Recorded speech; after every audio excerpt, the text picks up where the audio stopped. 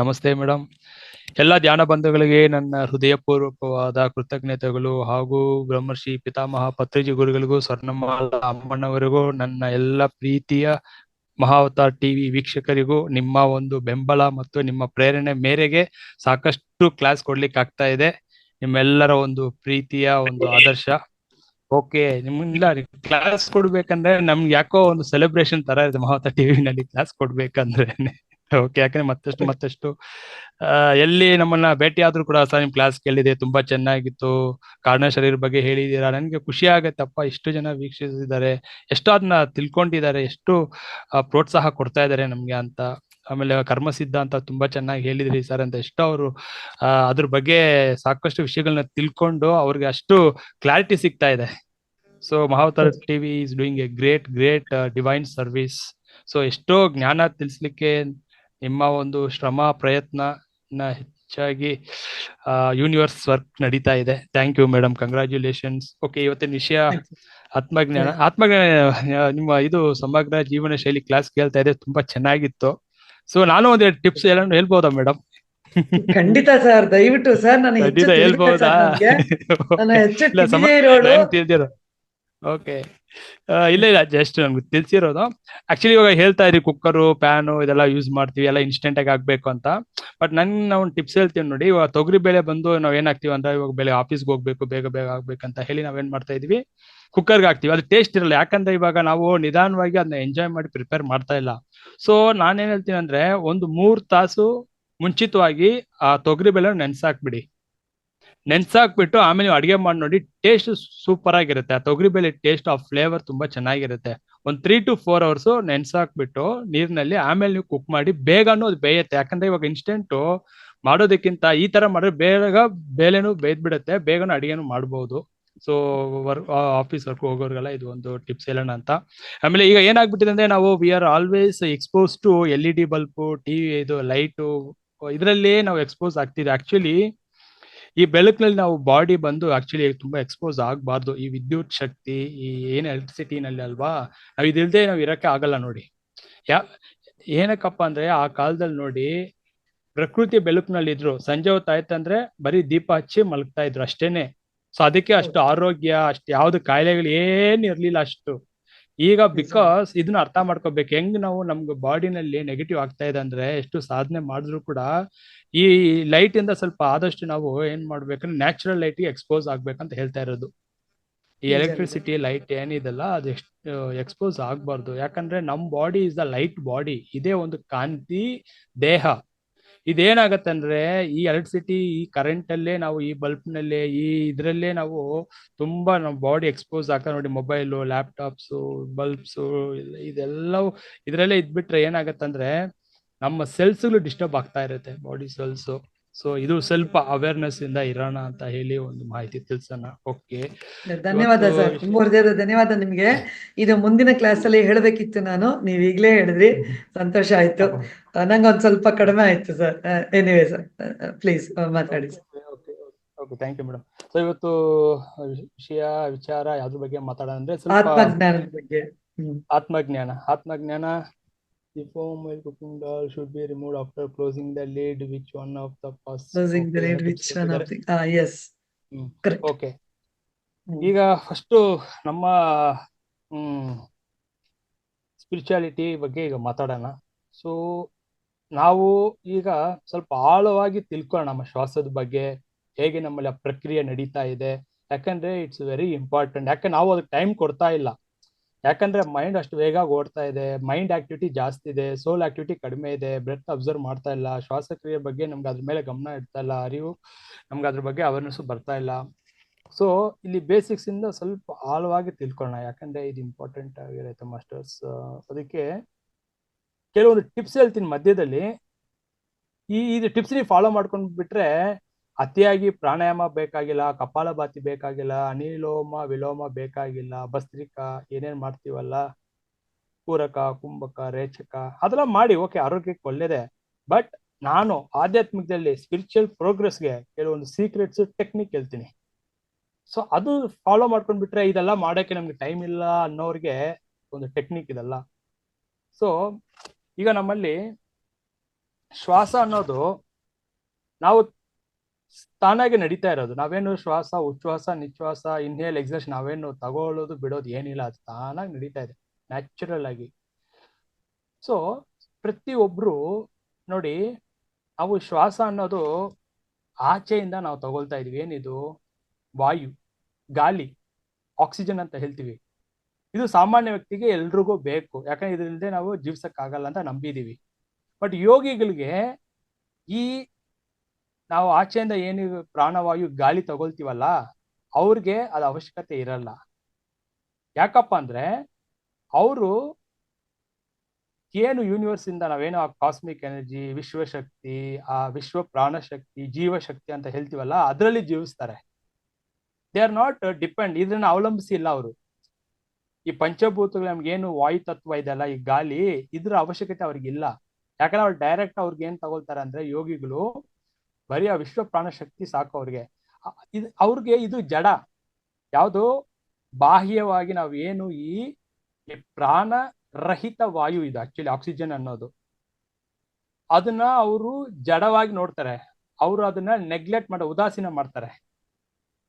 ನಮ್ಗೆ ಅದು ಇಂಪಾರ್ಟೆಂಟ್ ಆಗಿದೆ, ಯಾಕಂದ್ರೆ ನಾವು ಆಕ್ಸಿಜನ್ ಇಲ್ಲಂದ್ರೆ ನಾವು ಜೀವಿಸಕ್ಕಾಗಲ್ಲ ಅಂತ ಫುಲ್. ಯಾಕಂದ್ರೆ ನಾವು ಆ ತರ ಸಾಧನೆ ಮಾಡಿಲ್ಲ, ಯೋಗಿಗಳ ತರ ಸಾಧನೆ ಮಾಡಿ ಶ್ವಾಸವನ್ನು ನನ್ನ ಒಳಗಡೆ ನಿಲ್ಸೋ ಆ ಸಾಧನೆ, ಆ ಕ್ರಿಯೆನ ನಾವು ಅಲ್ಲಿವರೆಗೂ ಸಾಧನೆ ಮಾಡಿಲ್ಲ. ಸೊ ಅದಕ್ಕೆ ಅವ್ರಿಗೆ ಈ ಪ್ರಾಣವಾಯು ಬೇಕಾಗಿಲ್ಲ, ನಮಗೂ ಬೇಕೇ ಬೇಕು. ಕರೆಕ್ಟಾ? ಬಟ್ ಇದ್ರ ಯಾಕಪ್ಪ ಅಂದ್ರೆ ನೋಡಿ, ಹಂಸ ಪಕ್ಷಿ ಇದೆಲ್ಲ, ಹಂಸ ಪಕ್ಷಿ ಏನ್ ಮಾಡುತ್ತೆ? ಹಾಲು ನೀರು ಬೇರ್ ಮಾಡತ್ತಲ್ಲ. ಅದೇ ತರ ಯೋಗಿಗಳು ಏನ್ ಮಾಡ್ತಾರೆ ಅಂದ್ರೆ, ಈ ವಿಶ್ವಮಯ ಪ್ರಾಣಶಕ್ತಿ, ಕಾಸ್ಮಿಕ್ ಎನರ್ಜಿ ಅಂತ ನಾವೇನ್ ಹೇಳ್ತೀವಲ್ಲ, ಇದು ನಾವೇನು ಬಾಹ್ಯವಾಗಿ ತಗೊಳ್ತೀವಲ್ಲ, ಈ ವಾಯು, ಈ ಗಾಳಿ, ಅದನ್ನ ಅವರು ಬೇರ್ಪಡಿಸ್ತಾರೆ, ಸಪ್ರೇಟ್ ಮಾಡ್ತಾರೆ. ಈ ವಿಶ್ವಶಕ್ತಿನ ಮಾತ್ರ ತಗೊಳ್ತಾರೆ. ಇವಾಗ ಎರಡು ಮಿಕ್ಸ್ ಆಗಿರುತ್ತೆ ನೋಡಿ. ಇವಾಗ ಈ ಆಕ್ಸಿಜನ್ ನಮ್ಮ ಹೊರಡೆ ಹೋದಾಗ ಈ ಕಾಸ್ಮಿಕ್ ನಾವೇನು ಸಾಧಾರಣ ತಗೊಳ್ತಾ ಇರ್ತಲ್ಲ, ವೆರಿ ಲೋ. ಸರ್ ಕ್ಷಮಿಸಿ ಸರ್, ನಿಮ್ಮ ವಾಯ್ಸ್ ಸ್ವಲ್ಪ ತುಂಬಾ ಲೋ ಇದೆ ಅಂತ ಬರ್ತಾ ಇದೆ, ಹೇಳ್ತಾ ಇದ್ದಾರೆ ಸುಮಾರು ಜನ. ಓಕೆ ಮೇಡಮ್, ಈಗ ಸರಿ ಇದೆಯಾ? ಈಗ ಒಂದ್ ಈಗ ಸ್ವಲ್ಪ ಓಕೆನಾ? ಎಸ್ ಸರ್, ಮಾತಾಡಿ ಸರ್. ಓಕೆ, ಈಗ ನಾವು ಏನು ಬಾಹ್ಯವಾಗಿ ತಗೊಳ್ತಾ ಇದೀವಲ್ಲ, ಸೊ ಇದು ಎರಡು ತಗೊಂಡಾಗ ಏನಾಗತ್ತಪ್ಪ ಅಂದ್ರೆ, ಯೋಗಿಗಳು ಬಂದು ಹೇಗೆ ಹಂಸ ಪಕ್ಷಿ ಸಪರೇಟ್ ಮಾಡುತ್ತೋ ಅದೇ ತರ ವಿಶ್ವ ಪ್ರಾಣ ಶಕ್ತಿ, ಇವಾಗ ಬಾಹ್ಯವಾಗಿ ನಾವು ಏನೋ ಈ ಪ್ರಾಣವಾಯು ತಗೋತೀವಿ, ಎರಡು ಮಿಕ್ಸಪ್ ಆಗುತ್ತೆ. ಇದನ್ನ ಏನು ಮಿಕ್ಸ್ ಆಗಿರೋದನ್ನ ಬೇರ್ಪಡಿಸ್ತಾರೆ. ಬೇಕಾಗಿರೋರ್ಗೆ ಏನು ವಿಶ್ವಶಕ್ತಿ, ವಿಶ್ವ ಪ್ರಾಣ ಶಕ್ತಿ, ಆ ಜೀವಶಕ್ತಿನ ಮಾತ್ರ ಅದ್ರಲ್ಲಿ ಮಾತ್ರ ಉಸಿರಾಡ್ತಾರೆ. ಇದು ಅವ್ರಿಗೆ ಬಾಹ್ಯವಾಗಿ ಸಿಗ್ತಾ ಇರೋ ಇವು ಗಾಳಿ, ಈ ವಾಯು ಅವ್ರಿಗೆ ಬೇಕಾಗಿಲ್ಲ, ಇದನ್ನ ನೆಗ್ಲೆಕ್ಟ್ ಮಾಡ್ತಾರೆ. ಇದು ಜಡ.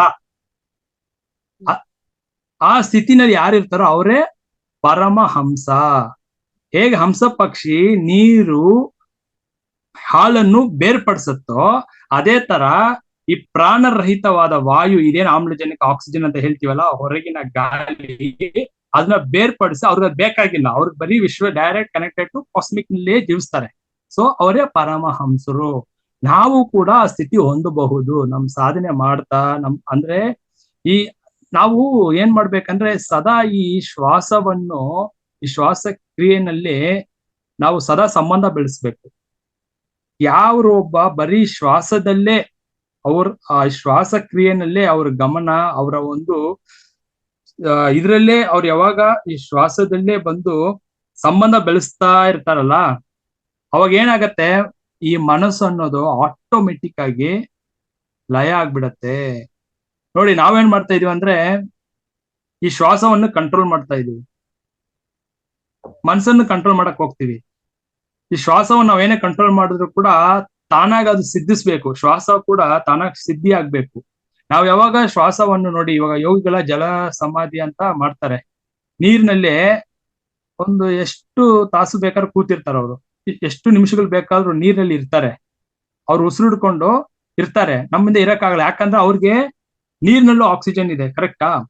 ನೀರಿನಲ್ಲಿ ಕೂಡ ಹೈಡ್ರೋಜನ್ ಇದೆ, ಮಣ್ಣಿನಲ್ಲಿ ನೈಟ್ರೋಜನ್ ಇದೆ. ಅಂದ್ರೆ ನಮಗೆ ನೀರಿಗೆ ಹೋಗ್ಬಿಟ್ರೆ ಒಂದು 2 ನಿಮಿಷ ಉಸಿರು ಕಟ್ಟಕ್ ಆಗಲ್ಲ. ಬಟ್ ಅವ್ರಿಗೆ ಹೆಂಗ್ ಸಾಧ್ಯ? ನೀರಲ್ಲಿ ಹೇಗೆ ಅವ್ರಿಗೆ ಸಾಧ್ಯ ಅಂದ್ರೆ, ಬಿಕಾಸ್ ಅವ್ರಿಗೆ ಈ ಆಕ್ಸಿಜನ್ ಬೇಕಾಗಿಲ್ಲ. ಅದಕ್ಕೆ ಅವರು ನೀರಿನಲ್ಲಿ ಕೂಡ ಎಷ್ಟೊತ್ತು ಬೇಕಾದ್ರೂ ಅವರು ಸಾಧನೆ ಮಾಡ್ತಾರೆ. ಆಮೇಲೆ ಅವ್ರು ತೇಲಾಡ್ತಾ ಇರ್ತಾರೆ ನೀರಿನಲ್ಲಿ, ನೋಡಿರ್ತೀವಿ, ನಾವು ಗಮನಿಸಿರ್ತೀವಿ. ಆಮೇಲೆ ತೇಲಾಗ ನಾವು ಮುಳುಗೋಗ್ಬಿಡ್ತೀವಿ. ಹೇಗಪ್ಪ ಅಂದ್ರೆ ಅವರು ಕಾಸ್ಮಿಕ್ ಎನರ್ಜಿನಲ್ಲಿ ಮಾತ್ರ ಈ ಈ ಈ ಏನು ಗಾಳಿ ಪ್ರಾಣ ವಾಯು ಇದಲ್ಲ ಅದನ್ನ ಫುಲ್ ಅವ್ರ ಕಂಟ್ರೋಲ್ ಇರುತ್ತೆ. ನಮ್ಗೆ ಈ ಕಂಟ್ರೋಲ್ ಮಾಡಕ್ ಆಗಲ್ಲ ಈ ಶ್ವಾಸವನ್ನ. ಯಾರು ಈ ಶ್ವಾಸವನ್ನು ಕಂಟ್ರೋಲ್ ಮಾಡೋ ಸ್ಥಿತಿಯಲ್ಲಿ ಇರ್ತಾರೋ ಮನಸ್ಸು ಆಟೋಮೆಟಿಕ್ ಆಗಿ ಕಂಟ್ರೋಲ್ ಆಗತ್ತೆ. ನಾವೇನ್ ಮಾಡಕ್ ಕೊಡ್ತಿದೀವಿ ಅಂದ್ರೆ ಮನಸ್ಸನ್ನ ಕಂಟ್ರೋಲ್ ಮಾಡೋಣ, ನಿಯಂತ್ರಿಸೋಣ, ಹತೋಟಿಯಲ್ಲಿ ಇಟ್ಕೊಳ್ಳೋಣ. ಅದು ಆಗೋದೇ ಇಲ್ಲ ಮಾಸ್ಟರ್ಸ್. ಯಾವತ್ತು ಅದಕ್ಕೆ ಹೇಳೋದು, ಮನಸ್ಸು ವಾಯುಗಿಂತ ವೇಗವಾದದ್ದು. ಇಲ್ಲಿ ನಾವು ಬ್ರೆತ್ ನ ಕಂಟ್ರೋಲ್ ಮಾಡಿದ್ರೆ ಆಟೋಮೆಟಿಕ್ ಅವನ್ ಕಂಟ್ರೋಲ್ ಆಗ್ತಾನೆ. ಡೈರೆಕ್ಟ್ ಆಗಿ ಅವನ್ನ ಕಂಟ್ರೋಲ್ ಮಾಡಕ್ ಹೋಗ್ಬಾರ್ದು, ಮನಸ್ಸನ್ನ, ಶ್ವಾಸವನ್ನು ಮಾತ್ರ ಕಂಟ್ರೋಲ್ ಮಾಡ್ಬೇಕು. ಇದನ್ನ ಗಮನಿಸ್ತಾ ಗಮನಿಸ್ತಾ ಆ ಶ್ವಾಸಕ್ರಿಯೆ, ಅದನ್ನೇ ನಾವು ಏನ್ ಹೇಳ್ತಾ ಇದೀವಿ ಅಂದ್ರೆ, ನೋಡಿ ಇದ್ರಲ್ಲಿ ಶ್ವಾಸದ ಎಷ್ಟು ಇಂಪಾರ್ಟೆಂಟ್ ಇರತ್ತಂದ್ರೆ, ಪ್ರದೋಷ ಕಾಲೆ ಅಂತ ಮಾತಾಡ್ತೀವಿ. ಇವಾಗ ಪ್ರದೋಷ ಬಂತು, ಏನು ನಂದಿಗೆ ಅಭಿಷೇಕ ಇದೆಲ್ಲ ಪ್ರಾಪಂಚಿಕವಾಗಿ ಮಾಡ್ತಾ ಇರ್ತಾರಲ್ಲ, ಅದ್ರ ಸೂಕ್ಷ್ಮತೆ ಏನು ಅಂದ್ರೆ, ಯಾರು ಒಬ್ರಿಗೆ ಪ್ರದೋಷ ಕಾಲ ಅಂದ್ರೆ ಈ ಎರಡು ಹೊಳ್ಳೆಗಳಲ್ಲಿ ಈ ಶ್ವಾಸ ಸಮವಾಗಿರುತ್ತೆ. ಈ ಎರಡು ಹೊಳ್ಳೆಗಳಲ್ಲಿ ಶ್ವಾಸ ಅವನು ತಗೊಳ್ಳಲ್ಲ, ಸುಷುಮ್ನ ನಾಡಿನಲ್ಲಿ ಶ್ವಾಸ ತಗೊಳ್ತಾನೆ. ಯಾವ ಒಬ್ಬ ಯೋಗಿ ಸಾಧಕ ಈ ಸುಷುಮ್ನ ನಾಡಿ, ಸೂಕ್ಷ್ಮವಾದ ನಾಡಿನಲ್ಲಿ ಅಂದ್ರೆ ನಮ್ಮ ಮೂಗಿನ ಹೊಳ್ಳೆಗಳಲ್ಲಿ ಸಮವಾಗಿರುತ್ತೆ, ಇಲ್ಲಿ ಸಮವಾಗಿ ಇಲ್ಲಿ ಶ್ವಾಸ ತಗೊಳ್ತಾನೆ, ಅದೇ ಪ್ರದೋಷ ಕಾಳೆ ಅಂತ ಹೆಸರು. ಅದಕ್ಕೆ ಪ್ರದೋಷ ಕಾಲ ಅಂತ ಹೆಸರು ಬಂದಿರೋ. ನಾವೇನ್ ಮಾಡ್ತೀವಿ, ಪ್ರದೋಷ ಕಾಲ ಅಂದ್ರೆ 4:15 6 ಗಂಟೆ ಶಿವನ ದೇವಸ್ಥಾನಕ್ಕೆ ಹೋಗೋಣ, ನಂದಿ ಅಭಿಷೇಕ ನೋಡ್ಬೇಕು, ಶಿವನ ಲಿಂಗ ಪೂಜೆ ಇದು ಮಾಡ್ತಾ ಇರ್ತಾರೆ ಪ್ರದೋಷ ಕಾಲ ಅಂದ್ರಲ್ಲ. ಯೋಗಿ ಇದೇ ಪ್ರದೋಷ ಕಾಲ ಅಂತಾರೆ. ಇದರ ಒಂದು ಅಂತರಾರ್ಥ ನಾವು ಅರ್ಥ ಮಾಡ್ಕೋಬೇಕು ಮಾಸ್ಟರ್ಸ್. ಆಮೇಲೆ ಓಕೆಪ್ಪ, ನಾನು ಆ ಸ್ಥಿತಿಗೆ ನಾನು ಬರ್ಬೇಕು ಅಂದ್ರೆ ಈ ಸುಷುಮ್ನ ನಾಡಿ ಓಪನ್ ಆಗೋದೆಲ್ಲ ಬಂದು ಎಷ್ಟೋ ವರ್ಷಗಳು ಬೇಕು, ಅಷ್ಟು ಸಾಧನೆ ಮಾಡಿರ್ಬೇಕು. ಯಾಕಂದ್ರೆ ನಾವು ಈಗ ಸಂಸಾರದಲ್ಲಿ ಇದೀವಿ, ನಮ್ದು ಭೌತಿಕ ಜೀವನ. ಸೊ ಇದ್ರ ಮಧ್ಯೆ ನಾವು ಅದೆಲ್ಲ ಆ ಸ್ಥಿತಿಗೆ ಹೋಗ್ಲಿಕ್ಕೆ ಆಗತ್ತಾ ಅನ್ನೋ ಒಂದು ಪ್ರಶ್ನೆ ನಮ್ಮಲ್ಲಿ ಇರುತ್ತೆ. ಯಾಕಂದ್ರೆ ನಾವೇ ಫಸ್ಟ್ ಸಮಾಧಾನ ಮಾಡ್ಕೊಂಡ್ ಬಿಟ್ಟಿರ್ತೀವಿ, ನಮ್ಮಿಂದ ಆಗಲ್ಲ ಬಿಡು, ಅದೆಲ್ಲ ನಮ್ಗೆ ಅದೆಲ್ಲ ವಯಸ್ಸಾದ್ಮೇಲೆ ಅದೆಲ್ಲ ಯೋಗಿಗೆ ಅದೇ ಒಂದು ಕೆಲಸವಾಗಿ ಕೂತಿರೋರ್ಗೆ ಮಾತ್ರ ಸಾಧ್ಯ ಅಂತ ನಂಬಿಟ್ಟಿದ್ವಿ. ನೋಡಿ ಅದಕ್ಕೆ ಒಂದು ಟೆಕ್ನಿಕ್ ಹೇಳ್ತೀನಿ. ಯಾರು ಯಾವಾಗ್ಲೂ ಸದಾ ಒನ್ನೆಸ್ ಅಲ್ಲಿ ಇರ್ತಾರೋ, ನೋಟ್ ಮಾಡ್ಕೊಳ್ಳಿ, ಯಾರು ಒನ್ನೆಸ್ ಅಲ್ಲಿ ಇರ್ತಾರೋ ಆ ಯೂನಿವರ್ಸೇ ಓಪನ್ ಮಾಡುತ್ತೆ ಸುಷುಮ್ನ ನಾಡಿನ. ಇದು ಮಾಡಕ್ ಕಷ್ಟನಾ? ಅದು ನಾವು ಪ್ರಶ್ನೆ ಹಾಕೋಬೇಕು. ಏಕತ್ವದಲ್ಲಿ ಇರ್ಬೇಕು, ಅದನ್ನೇ ಹೇಳ್ತಾ ಇರ್ತೀನಿ. ಪ್ರೀತಿ ತತ್ವ ಬೆಳೆಸ್ಕೊಳ್ಳಿ, ಕರುಣೆ, ದಯೆ. ಯಾರು ಈ ಸ್ಥಿತಿಯಲ್ಲಿ ಇರ್ತಾರೋ ಪ್ರಾಣಾಯಾಮ, ಭಸ್ತ್ರಿಕಾ, ಅನಿಲೋಮ ವಿಲೋಮ, ಕಪಾಲಭಾತಿ, ಪೂರಕ, ಕುಂಭಕ, ರೇಚಕ, ಯಾವ ಯೋಗ ಕ್ಲಾಸು ಕೂಡ ಬೇಕಾಗಿಲ್ಲ ಅಂತ ಹೇಳೋದು ನಾನು. ಒನ್ನೆಸ್ ಇದು ಒಂದು ಕಲ್ತು ಬಿಟ್ರೆ ಸಾಕು, ಅಲ್ಟಿಮೇಟ್ ಇದು. ಬೇಗ ಯೂನಿವರ್ಸ್ ಕನೆಕ್ಟ್ ಆಗ್ಬೇಕು. ಯೂನಿವರ್ಸ್ ಪ್ರಕೃತಿನೇ ನಮ್ಗೆ ಆ ಒಂದು ಯೋಗ್ಯ ಸ್ಥಿತಿಗೆ ನಮ್ಮನ್ನ ತಲುಪಿಸತ್ತೆ ಮಾಸ್ಟರ್, ಅರ್ಥ ಮಾಡ್ಕೊಳ್ಳಿ. ಅದಕ್ಕೆ ನೋಡಿ, ಈಗ ಸಾಮಾನ್ಯ ವ್ಯಕ್ತಿಗೂ ವಿಶೇಷವಾದ ವ್ಯಕ್ತಿಗೂ ವ್ಯತ್ಯಾಸ ಇರ್ಬೇಕು. ಸಾಮಾನ್ಯ ವ್ಯಕ್ತಿ ಅಂದ್ರೆ ಯಾರಪ್ಪ? ಅವನು ಸಾಮಾನ್ಯವಾಗಿರ್ದ, ಅವ್ರು ಯಾರ ಬಗ್ಗೆನೋ ಅವನು ತಲೆ ಕೆಡಿಸ್ಕೊಳ್ಳಿಲ್ಲ, ತಂದಾಯ್ತು, ತನ್ನ ಕೆಲ್ಸ ಆಯ್ತು, ನಮ್ದು ಮಾತ್ರ ನೋಡ್ಕೊಂಡು ಹೋಗೋನು ಸಾಮಾನ್ಯ ವ್ಯಕ್ತಿ. ವಿಶೇಷವಾದ ವ್ಯಕ್ತಿ ಅಂದ್ರೆ ಏನು? ವಸುದೈವ ಕುಟುಂಬಂ ಅಂದ್ರೆ ಎಲ್ರನ್ನೂ ಪ್ರೀತಿಸ್ತಾನ ಅವನು, ಯಾರನ್ನೂ ದ್ವೇಷಿಸಲ್ಲ ಅವನು. ಯೋಗಿಗಳು ಯಾರನ್ನೂ ದ್ವೇಷಿಸಲ್ಲ. ಅವ್ರು ದ್ವೇಷ ಮಾಡೋದು ಯಾರನ್ನ ಗೊತ್ತಾ? ಅವ್ರು ದ್ವೇಷ ಮಾಡೋದು ತನ್ನಲ್ಲಿರೋ ಅರಿಷಡ್ ವರ್ಗಗಳು ಮಾತ್ರ, ಇಂದ್ರಿಯಗಳು ಮಾತ್ರ ದ್ವೇಷ ಮಾಡ್ತಾರೆ. ಒನ್ನೆಸ್ ಎಂದರೆ ಏನು ಸರ್? ಒನ್ನೆಸ್ ಅಂದರೆ ಪ್ರತಿಯೊಂದು ಜೀವ ರಾಶಿಗಳಲ್ಲೂ ಪರಮಾತ್ಮನೇ ಇರೋದು.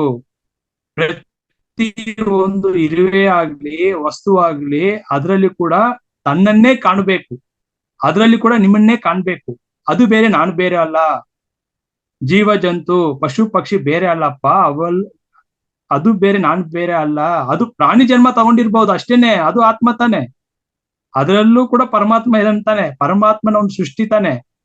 ನೋಡಿ, ಇದು ಅರ್ಥ ಆಗದೆ ಇರೋದಕ್ಕೆ ನಾವು ಎಷ್ಟು ವರ್ಷ ಧ್ಯಾನ ಮಾಡಿದ್ರು ಕೂಡ ನಮ್ಗೆ ಯಾಕೆ ಯೋಗ ಸಿದ್ಧಿ ಆಗ್ತಾ ಇಲ್ಲ, ಯೋಗ ಸಾಧನೆ ಆಗ್ತಾ ಇಲ್ಲ ಅಂದ್ರೆ ಬಿಕಾಸ್ ಈ ಕ್ಲಾರಿಟಿ ನಮ್ಮಲ್ಲಿ ಇಲ್ಲ, ಎಷ್ಟು ಕನ್ಫ್ಯೂಷನ್ಸ್. ಅದಕ್ಕೆ ಸತ್ಯ ಅರ್ಥ ಮಾಡ್ಕೋಬೇಕು. ಆತ್ಮಜ್ಞಾನ ತಿಳಿದು ಬಿಟ್ರೆ ಸತ್ಯ ನೋಡಿ, ಸೂಕ್ಷ್ಮದಲ್ಲೇ ಇದೆ ಮೋಕ್ಷ. ನಾನು ಗಂಟೆ ಗಟ್ಲೆ ಭಜನೆ ಮಾಡೋದ್ರಲ್ಲೋ, ಎಲ್ಲೆಲ್ಲೋ ಯಾತ್ರೆ ಹೋಗೋದ್ರಲ್ಲೋ, ಕಾಶಿನಲ್ಲಿ ಹೋಗಿ ದೇಹ ಬಿಡೋದ್ರಲ್ಲೋ ಮೋಕ್ಷ ಇಲ್ಲ ಮಾಸ್ಟರ್ಸ್.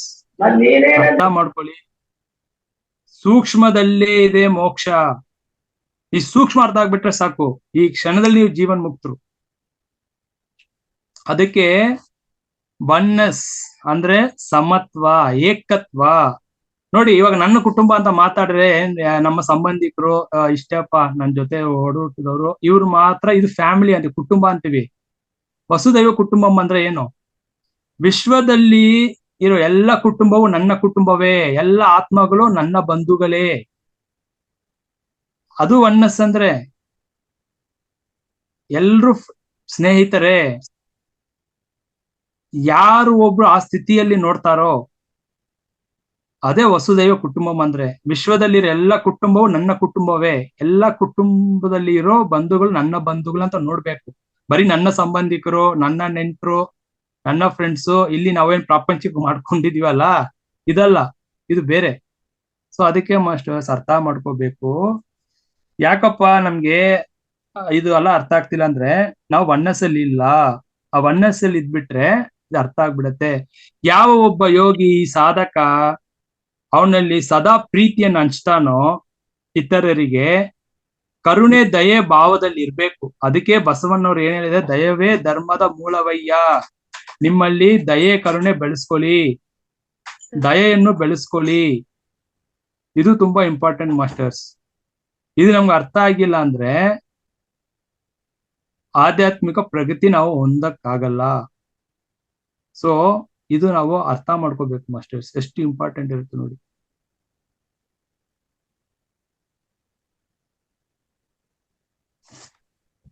ಸೊ ಅದಕ್ಕೆ ಯಾರು ಒಬ್ಬ ಈ ಸ್ಥಿತಿಯಲ್ಲಿ ಇರ್ತಾರೋ ಅವನು ವಿಶೇಷವಾದ ವ್ಯಕ್ತಿ. ಎಲ್ಲರಿಗೂ ಪ್ರೀತಿಯನ್ನು ಹಂಚ್ಬೇಕು ನೋಡಿ. ಅದನ್ನೇ ಶಿವಂ ಅಂತೀವಿ. ಶಿವಂ ಅಂದ್ರೆ ಡಿವೈನ್ ಲವ್. ನಾವು ಎಷ್ಟು ವರ್ಷ ಸಾಧನೆ, ಯೋಗ ಸಾಧನೆ, ಆ ಲೆವೆಲ್ ಈ ಲೆವೆಲ್, ಆ ಅಂತ ಈ ಅಂತ ಏನು ಮಾಡಿದ್ರು ಕೂಡ ಫೈನಲ್ ಅಲ್ಟಿಮೇಟ್ ಏನ್ ಗೊತ್ತಾ, ಈ ಬ್ರಹ್ಮಾಂಡ ಪೂರ್ತಿ, ವಿಶ್ವ ಪೂರ್ತಿ ವ್ಯಾಪಿಸಿರೋದು ಪ್ರೀತಿ ತತ್ವ, ಪ್ರೇಮ ತತ್ವ ಅಷ್ಟೇ ಮಾಸ್ಟರ್ಸ್. ಅದ್ರ ಮೇಲೆ ಏನು ಇಲ್ಲ. ಎಷ್ಟೋ ಯೋಗಿಗಳು, ಸಿದ್ಧಿ ಪುರುಷರು ಎಲ್ಲ ಬ್ರಹ್ಮಾಂಡದಲ್ಲಿ ಎಲ್ಲ ಹಂತಕ್ಕೆ ಹೋಗಿ ಎಲ್ಲ ನೋಡ್ಕೊಂಡು ಬಂದು ಫೈನಲ್ ಆಗಿ ಹೇಳಿರೋದು, ನೋಡಪ್ಪ ಇದೆಯಪ್ಪ ಶಿವಂ, ಅನ್ಬೇ ಶಿವಂ ಅಂದ್ರೆ love is god. So love is god, divine love ಅಷ್ಟೇನೆ ಇಲ್ಲಿ. ಅದು ಬಿಟ್ಟು ಬೇರೆ ಏನಿಲ್ಲ ಇಲ್ಲಿ ಬ್ರಹ್ಮಾಂಡದಲ್ಲಿ. ಅದು ಸಿಗತ್ತೋ ಇದು ಸಿಗತ್ತೋ, ಅದು ಇದು ಏನು ತಿಳ್ಕೊಳಕ್ ಹೋದ್ರು ಕೂಡ ಫೈನಲ್ ತಿರುಮೂಲರ್, ನೀವು ಕೇಳ್ಪಟ್ಟಿದ್ದೀರಾ ಇಲ್ವಾ ನನ್ಗೆ ಗೊತ್ತಿಲ್ಲ, ಅವ್ರು ಎಲ್ಲಾ ಲೋಕಗಳು, ಸಾವಿರಾರು ಲೋಕಗಳು ಹೋಗಿ ಬಂದ್ಬಿಟ್ಟು ಅಸ್ಟ್ರಲ್ ಆಗಿ ಫೈನಲ್ ಆಗಿ ಅವ್ರು ಎಲ್ಲಿ ಅಂದ್ರೆ ಅನ್ಬೇ ಶಿವಂ, ಲವ್ ಇಸ್ ಗಾಡ್. ಪ್ರೀತಿ ತತ್ವ ನೀವು ಬೆಳೆಸ್ಕೊಂಡ್ರೆ ಸಾಕಪ್ಪ. ಏನ ಆ ಲೋಕಕ್ಕೆ ಹೋಗಿ ಈ ಲೋಕಕ್ಕೆ ಹೋಗಿ ಯಾವ ಲೋಕಕ್ಕೆ ಹೋಗಿ ಏನ್ ಮಾಡ್ತೇನೆ ನೀನು? ಭೂಲೋಕದಲ್ಲಿ ಇದ್ದಾಗ್ಲೇ ಪ್ರೀತಿ ತತ್ವ, ಪ್ರೇಮ ತತ್ವ, ಒನ್ನೆಸ್, ಏಕತ್ವ, ಸಮತ್ವ, ಆ ವಸುದೈವ ಕುಟುಂಬಂ ಏನೋ ಜ್ಞಾನ. ಸೊ ಸರೆಂಡರ್ನೆಸ್ ಅಷ್ಟೇನೆ ಇಲ್ಲಿ. ಈ ಸ್ಥಿತಿನಲ್ಲಿ ಇದ್ಬಿಟ್ರೆ ಸಾಕು ಮಾಸ್ಟರ್ಸ್. ಬೇಗ ಬೇಗ ನಮ್ಮ ಆತ್ಮ ಉನ್ನತಿಗೋಸ್ಕರ ನಮ್ಮ ಆತ್ಮ ಪ್ರಗತಿ ಆಗ್ತಾ ಇರುತ್ತೆ ಮಾಸ್ಟರ್ಸ್. ಅದನ್ನ ಯಾರು ಈ ಸ್ಥಿತಿಯಲ್ಲಿ ಅವರೇ ವಿಶೇಷವಾದ ವ್ಯಕ್ತಿ. One who can spread the love. ಪ್ರೀತಿಯನ್ನು ಯಾರಿಗೆ ಹಂಚ್ಲಿಕ್ಕೆ ಆಗತ್ತೋ, ಯಾವ ಭೇದ ಭಾವವೂ ಇಲ್ಲದೆ, ಯಾವ ಅಪೇಕ್ಷೆ ನಿರೀಕ್ಷೆ ಇಲ್ಲದೆ ಪ್ರೀತಿ ಕರುಣೆಯನ್ನು ಅಪರಿಚಿತ ವ್ಯಕ್ತಿಯ ಮೇಲೆ ಕೊಡ್ಲಿಕ್ಕಾದರೆ ಅವನೇ ವಿಶೇಷವಾದ ವ್ಯಕ್ತಿ. ಇದು ನಾವು ಅರ್ಥ ಮಾಡ್ಕೊಬೇಕು ಮಾಸ್ಟರ್ಸ್. ನೋಡಿ, ಈಗ ನಾವು ಶ್ವಾಸ ನೋಡಿ ನಾವೇನ್ ಮಾಡ್ತಾ ಇದೀವಿ ಅಂದ್ರೆ, ಈ ಶ್ವಾಸ ಉಸಿರು ಬಂದು ಆಕ್ಚುಲಿ ನಾವೇನ್ ತಗೋಲ್ಲ, ತಾನಾಗ್ ನಡೀತಾ ಇರೋ ಕ್ರಿಯೆ ಇದು. ಅಂದ್ರೆ ಈ ಶ್ವಾಸವನ್ನು ಕೂಡ ಗಮನಿಸೋನು ಒಬ್ಬ ಇದಾನಲ್ಲ, ನಾವು ಅವನ್ನ ಗಮನಿಸ್ತಾ ಇಲ್ಲ. ಯಾರು ಇರ್ಬಹುದು ಗೆಸ್ ಮಾಡಿ? ಶ್ವಾಸಕ್ಕೂ ಮಿಗಿಲಾದವನು ಒಬ್ಬ ಇರ್ತಾನಲ್ಲ. ಆತ್ಮ ಸರ್. ಆತ್ಮ. ಆತ್ಮನು ಈ ಶ್ವಾಸವ ನಾವೇನು ಮಾತಾಡ್ತೀವಲ್ಲ, ಈ ಶ್ವಾಸ ಕೂಡ ಮಿಗಿಲಾದವನು ಈ ಶ್ವಾಸ ಕೂಡ ನಾವು ಏನ್ ಹೇಳ್ತೀವಿ ಅಂದ್ರೆ ಇದಕ್ಕೂ ಕೂಡ ಅವನು ಉನ್ನತ ಸ್ಥಿತಿಯಲ್ಲಿರೋನು. ಶ್ವಾಸದಿಂದಲೂ ಕೂಡ ನಮ್ಗೆ ಅವ್ನು ಸಿಗಲ್ಲ ಮಾಸ್ಟರ್ಸ್. ಆತ್ಮನು ಅವನು ಸಾಕ್ಷಿಯಾಗಿ ನೋಡ್ತಾ ಇದ್ದಾನ. ಅವನು ಶ್ವಾಸಕ್ರಿಯೆ ನಾವ್ ಏನ್ ಮಾಡ್ತಾ ಇದೀವಿ, ಪ್ರಾಣಾಯಾಮ ಮಾಡೋದಾಗ್ಲಿ, ಉಸಿರಾಟ ಗಮನಿಸೋದಾಗ್ಲಿ, ಎಲ್ಲವನ್ನು ಕೂಡ ಅದಕ್ಕೂ ಕೂಡ ಶಕ್ತಿ ಕೊಡ್ತಾ ಇರೋನು ಆತ್ಮನೇ. ಈ ಶ್ವಾಸ ಕ್ರಿಯೆ ಏನ್ ನಡೀತಾ ಇದೆಲ್ಲ ಇದಕ್ಕೂ ಕೂಡ ಶಕ್ತಿ ಕೊಡ್ತಾ ಇರೋದು ಆತ್ಮನೇ. ಇದು ನಾವು ಅರ್ಥ ಮಾಡ್ಕೋಬೇಕು ಮಾಸ್ಟರ್ಸ್. ನೋಡಿ, ಪ್ರತಿದಿನ ಒಬ್ಬ ವ್ಯಕ್ತಿ 21,600 ಸಲ ಶ್ವಾಸ ತಗೊಳ್ತಾ ಇರ್ತಾನೆ. ಉಚ್ಛ್ವಾಸ ನಿಶ್ವಾಸ ಅಂದ್ರೆ ಉಸಿರು ತಗೊಳ್ಳೋದು ಬಿಡೋದು ಏನ್ ತಾನಾಗಿ ನಡೀತಾ ಇರುತ್ತಲ್ಲ, ಇದು 21,600 ಲೆಕ್ಕಾಚಾರ ಮಾಸ್ಟರ್ಸ್. ಇದು ಅರ್ಥ ಮಾಡ್ಕೋಬೇಕು ಫಸ್ಟ್. ಇದು ನಮ್ಮ ಶ್ವಾಸ ಲೆಕ್ಕಾಚಾರ ನಮ್ಗೆ ಗೊತ್ತಿಲ್ಲ ಅಂದ್ರೆ ಅದು ನಾವು ತಿಳ್ಕೋಬೇಕು ಇದನ್ನ ಮುಖ್ಯವಾಗಿ. ಅಂದ್ರೆ ನಿಮಿಷಕ್ಕೆ 15 ಸಲ ನಡೀತಾ ಇರುತ್ತೆ ಮಾಸ್ಟರ್ ಈ ಶ್ವಾಸಕ್ರಿಯೆ. ನಿಮಿಷಕ್ಕೆ 15 ಸಲ ಅಂದ್ರೆ 90 ನಿಮಿಷಕ್ಕೆ ಎಷ್ಟಾಗ್ಬೋದು? 60 ನಿಮಿಷಕ್ಕೆ 1 ಅವರ್ಗೆ 900 ಆಗತ್ತೆ. 1 ನಿಮಿಷಕ್ಕೆ 15 ಸಲ ನಡೀತಾ ಇದೆ ಅಂದ್ರೆ 1 ಅವರ್, 1 ತಾಸು ಅಂದ್ರೆ 60 ನಿಮಿಷಕ್ಕೆ 15 ಇಂಟು 60 ನಿಮಿಷಕ್ಕೆ ಎಷ್ಟಾಗತ್ತ ಬಂದ 900. ಅಂದ್ರೆ 1 ಅವರ್ಗೆ 900 ಅಂದ್ರೆ 900 ಇಂಟು 24 ಅವರ್, 24 ತಾಸ್ಗೆ ಎಷ್ಟಾಯ್ತು? 21,600 ಶ್ವಾಸ ನಾವು ತಗೊಳ್ತೀವಿ ಮಾಸ್ಟರ್. ನೋಡಿ, ಅದ ನಂತರ ನಾವು ಶ್ವಾಸ ತಗೊಂಡಾಗ 8 ಅಂಗುಳ ತಗೊಳ್ತೀವಿ. ಅಂದ್ರೆ ಉಸಿರು ತಗೊಂಡಾಗ ಅದು ಆಚೆ ಹೋಗ್ತಾ 12 ಅಂಗುಳ ಹೋಗ್ತಾ ಇರತ್ತೆ ಮಾಸ್ಟರ್ಸ್. ಮಧ್ಯದಲ್ಲಿ ಎಷ್ಟು ಖರ್ಚಾಯ್ತು? 4 ಅಂಗುಳ ಖರ್ಚಾಗ್ತಾ ಇರತ್ತೆ. ತಗೊಂಡಾಗ 8 ತಾನೆ, ಬಿಡುವಾಗ ಎಷ್ಟಾಗ್ತಾ ಇದೆ? 12. ಮಧ್ಯದಲ್ಲಿ 4 ಕೌಂಟ್, 4 ಖರ್ಚಾಗ್ತಾ ಇದೆ. ನಾವಿಲ್ಲಿ ಸೇವ್ ಮಾಡ್ತಾ ಇಲ್ಲ. ಯೋಗಿಲಿ ಏನ್ ಮಾಡ್ತಾರೆ, ಇದೆಷ್ಟು ನಾವು ಸಾಮಾನ್ಯವಾಗಿ ಮಾತಾಡಿ ಮಾತಾಡಿ ಮಾತಾಡಿ ಯೋಚನೆ ಮಾಡಿ ಮಾಡಿ ಮಾಡಿ ನಮ್ಮ ಶ್ವಾಸವನ್ನು ಖರ್ಚು ಮಾಡ್ತಾನೆ ಇದೀವಿ. ಭಗವಂತ ಕೊಟ್ಟಿರೋ ಅಮೂಲ್ಯವಾದ ಶ್ವಾಸವನ್ನು ಸರಿಯಾಗಿ ಅದನ್ನ ಉಪಯೋಗಿಸ್ಕೊಳ್ದೆ ಖರ್ಚು ಮಾಡ್ತಾ ಇರ್ತೀವಲ್ಲ ಎನರ್ಜಿಯನ್ನ, ಈ ಬ್ರೆತ್ ಎನರ್ಜಿನ. ಅದಕ್ಕೆ ನಮ್ಗೆ ಕಾಯಿಲೆಗಳು ಬರೋದು, ಇಮ್ಯುನಿಟಿ ಕಡಿಮೆ ಆಗೋದು, ಬೇಗ ವಯಸ್ಸಾಗೋದು. ಬಿಕಾಸ್ ಇದೇ ರೀಸನ್ ಮಾಸ್ಟರ್. ಅವರು ಅದಕ್ಕೆ ಮೌನ ಆಚರಣೆ ಇರ್ತಾರೆ, ಬೇಕಾದಾಗ ಮಾತ್ರ ಮಾತಾಡ್ತಾರೆ. ಅವರು ಶ್ವಾಸವನ್ನು ಆಚೆ, ನಾವು ಸಾಮಾನ್ಯ ವ್ಯಕ್ತಿಯಲ್ಲಿ ನಾವೇನ್ ಮಾಡ್ತೀವಿ, 4 ಕೌಂಟ್ ಆಚೆ ಖರ್ಚಾಗ್ತಾ ಇರತ್ತೆ, ಅದು ಕೂಡ ಖರ್ಚು ಮಾಡಲ್ಲ. ಅದನ್ನ ಅವ್ರು ಕಂಟ್ರೋಲ್ ಇಟ್ಟಿರ್ತಾರೆ. ಅದಕ್ಕೆ ಅವ್ರು ಅದನ್ನ ಜಾಸ್ತಿ ಸೇವ್ ಮಾಡ್ತಾ ಮಾಡ್ತಾ ಏನಾಗತ್ತಂದ್ರೆ ಒಬ್ಬ ಯೋಗಿಗೆ ಅದಕ್ಕೆ ಅವರು 120 ವರ್ಷ 150 ವರ್ಷ ಇರಕ್ಕಾಗತ್ತಪ್ಪ ಅಂದ್ರೆ ಇದೇ ಸೂಕ್ಷ್ಮತೆ ಮಾಸ್ಟರ್. ಯಾಕಂದ್ರೆ ಅವರು ಶ್ವಾಸವನ್ನು ಖರ್ಚು ಮಾಡಲ್ಲ. ಇದು ನಾವು ಅರ್ಥ ಮಾಡ್ಕೋಬೇಕು. ನೋಡಿ, ಈಗ ಮಗು ತಾಯಿ ಗರ್ಭದಿಂದ ಆಚೆ ಬರುತ್ತೆ, ಉಸಿರು ತಗೊಳತ್ತಾ ಬಿಡತ್ತಾ ಆಚೆ ಬಂದಾಗ? ಆಲ್ರೆಡಿ ಉಸಿರಾಡ್ತಾನೆ ಇರುತ್ತದು. ಉಸಿರಾಡ್ತಾನೆ ಇರುತ್ತೆ. ಉಸಿರನ್ನ ದೀರ್ಘ ಶ್ವಾಸ ತಗೊಳತ್ತೆ. ಅದು ದೀರ್ಘ ಶ್ವಾಸ ತಗೊಳತ್ತೆ ಮಗು, ಹುಟ್ಟಿದ ಮಗು. ಉಸಿರು ಬಿಡುತ್ತೆ ಸರ್, ಉಸಿರು ಬಿಡುತ್ತೆ. ಅಳತ್ತಲ್ಲ, ಅದು ಅಳುತ್ತೆ, ಅಳತ್ತೆ. ಅಳುದ್ರಿಂದ ತೊಗೊಳಲ್ಲ, ಅಳುತ್ತೆ ಅದು. ಜ್ವರಗಳಾದ್ರಿಂದ ಉಸಿರು ಹೋದಂಗೆ ಹೊರಗಡೆ ಹೊರಗೆ ಉಸಿರು ಹೋಗುತ್ತೆ. ತಗೊಳತ್ತಾ? ಉಸಿರು ತೊಗೊಳೋದಿಲ್ಲ, ಇಲ್ಲ ಇಲ್ಲ, ಉಸಿರು ಹೊರಗಡೆ ಬಿಡುತ್ತೆ. ಹೊರಗಡೆ ಬಿಡತ್ತೆ, ಅಂದ್ರೆ ಹೊರಗಡೆ ಕಳಿಸತ್ತೆ. ಉಸಿರು ಬಿಡತ್ತೆ ಅದು ಆಚೆ ಬಂದಾಗ. ಉಸಿರು ತಗೊಳಲ್ಲ, ಉಸಿರು ಆಚೆ ಬಿಡತ್ತೆ ಅದು. ತಾಯಿ ಗರ್ಭದಿಂದ ಮಗು ಆಚೆ ಬಂದಾಗ ತಟ್ತಾರಲ್ಲ ಮಗುನ, ತಟ್ಟದಾಗ ಏನಾಗುತ್ತೆ, ಅದು ಉಸಿರು ಬಿಡತ್ತೆ, ತಗೊಳಲ್ಲ ಅದು. ಸೊ ನಾವು ಕೂಡ ಏನ್ ಮಾಡ್ತಾ ಇದೀವಿ ಅಂದ್ರೆ ಇಲ್ಲಿ ನಾವು ಉಸಿರು ಬಿಡ್ಬೇಕು. ಅಂದ್ರೆ ಇವಾಗ ಉಸಿರು ಬಿಡೋದು ತಗೊಳ್ಳೋದು ಏನ್ ನಡೀತಾ ಇದೆ ಅಂದ್ರೆ, ನೋಡಿ ಈಗ ಶವ ಅಂದ್ರೆ ಏನು, ಅದ್ರಲ್ಲಿ ಉಸಿರಾಟ ಇಲ್ಲ, ಅದು ಆಲ್ರೆಡಿ ಸಂಪೂರ್ಣವಾಗಿ ಉಸಿರು ಬಿಟ್ಬಿಟ್ಟಿದೆ ಅದು. ಅರ್ಥ ಆಗ್ತಿದ್ಯಾ? ನಾವು ಇಲ್ಲಿ ನಮ್ಮಲ್ಲಿ ಏನ್ ನಡೀತಾ ಇದೆ ತಾನಾಗ ಅಂದ್ರೆ ಉಸಿರು ತಗೊಂಡು ತಾನಾಗ ಆಚೆ ಹೋಗ್ತಾ ಇದೆ. ಬಟ್ ಅದ್ ನಿಂತು ಬಿಟ್ರೆ ಏನಾಗತ್ತೆ, ಆಚೆ ಹೋಗಿರೋ ಉಸಿರು ನಿಂತೋಯ್ತಂದ್ರೆ ಶವ. ಅದು ಉಸಿರು ಮತ್ತೆ ಒಳಗಡೆ ಬಂತು ಅಂದ್ರೆ ದೇಹಕ್ಕೆ ಸೇರಿತ್ತಂದ್ರೆ ಪ್ರಾಣ ಶರೀರಕ್ಕೆ ಸೇರಿತ್ತಂದ್ರೆ ಶಿವ. ಆ ಉಸಿರು ಸಂಪೂರ್ಣವಾಗಿ ನಿರಂತರವಾಗಿ ನಿಂತೋಯ್ತಂದ್ರೆ ಅದನ್ನೇ ಶವ ಅಂತ ಹೇಳ್ತೀವಿ ಮಾಸ್ಟರ್. ಸೊ ಅದಕ್ಕೆ ನಾವು ಏನ್ ಮಾಡ್ಬೇಕು ಅಂದ್ರೆ ಆದಷ್ಟು ನಮ್ಮ ಶ್ವಾಸವನ್ನು ಎಷ್ಟು ಪ್ರಮಾಣದಲ್ಲಿ ಖರ್ಚು ಮಾಡ್ತಾ ಇದೀವಿ, ಯಾವ ತರ ವೇಸ್ಟ್ ಮಾಡ್ತಾ ಇದೀವಿ ಅಂತ ಆ ಅವೇರ್ನೆಸ್ ನಮ್ಮಲ್ಲಿ ಇರ್ಬೇಕು ಮಾಸ್ಟರ್ಸ್. ಸೊ ಆ ಅವೇರ್ನೆಸ್ ಬಂದಾಗ ಏನಾಗತ್ತಪ್ಪ ಅಂದ್ರೆ ನಾನು ಎಲ್ಲಿ ತಪ್ಪು ಮಾಡ್ತಾ ಇದ್ದೀನಿ, ಬೇಡದೇ ಇರೋ ಮಾತುಗಳಲ್ಲಿ ಎಷ್ಟು ಎನರ್ಜಿ ವೇಸ್ಟ್ ಆಗ್ತಾ ಇದೆ ಅಂತ ನಮ್ಮ ಅರಿವು ಬಂದ್ಬಿಡುತ್ತೆ ಮಾಸ್ಟರ್ಸ್. ಸೊ ಅದಕ್ಕೆ ನೋಡಿ, ಈಗ ಮನಸ್ಸು ಹೇಗೆ ಕೆಲಸ ಮಾಡತ್ತೆ, ಆತ್ಮ ಅಂದ್ರೆ ಏನು, ಇದೆಲ್ಲ ಸತ್ಯಗಳು ನಾವು ಅರ್ಥ ಮಾಡ್ಕೋಬೇಕು ಮಾಸ್ಟರ್ಸ್. ನೋಡಿ, ಆತ್ಮ ಅಂದ್ರೆ ಇವಾಗ ಒಬ್ಬ ವ್ಯಕ್ತಿ ದೇಹ ತ್ಯಜಿಸಿದಾಗ ಏನ್ ಹೇಳ್ತಾರೆ, ಪ್ರಾಣ ಹೋಯ್ತು, ಉಸಿರು ನಿಂತೋಯ್ತು.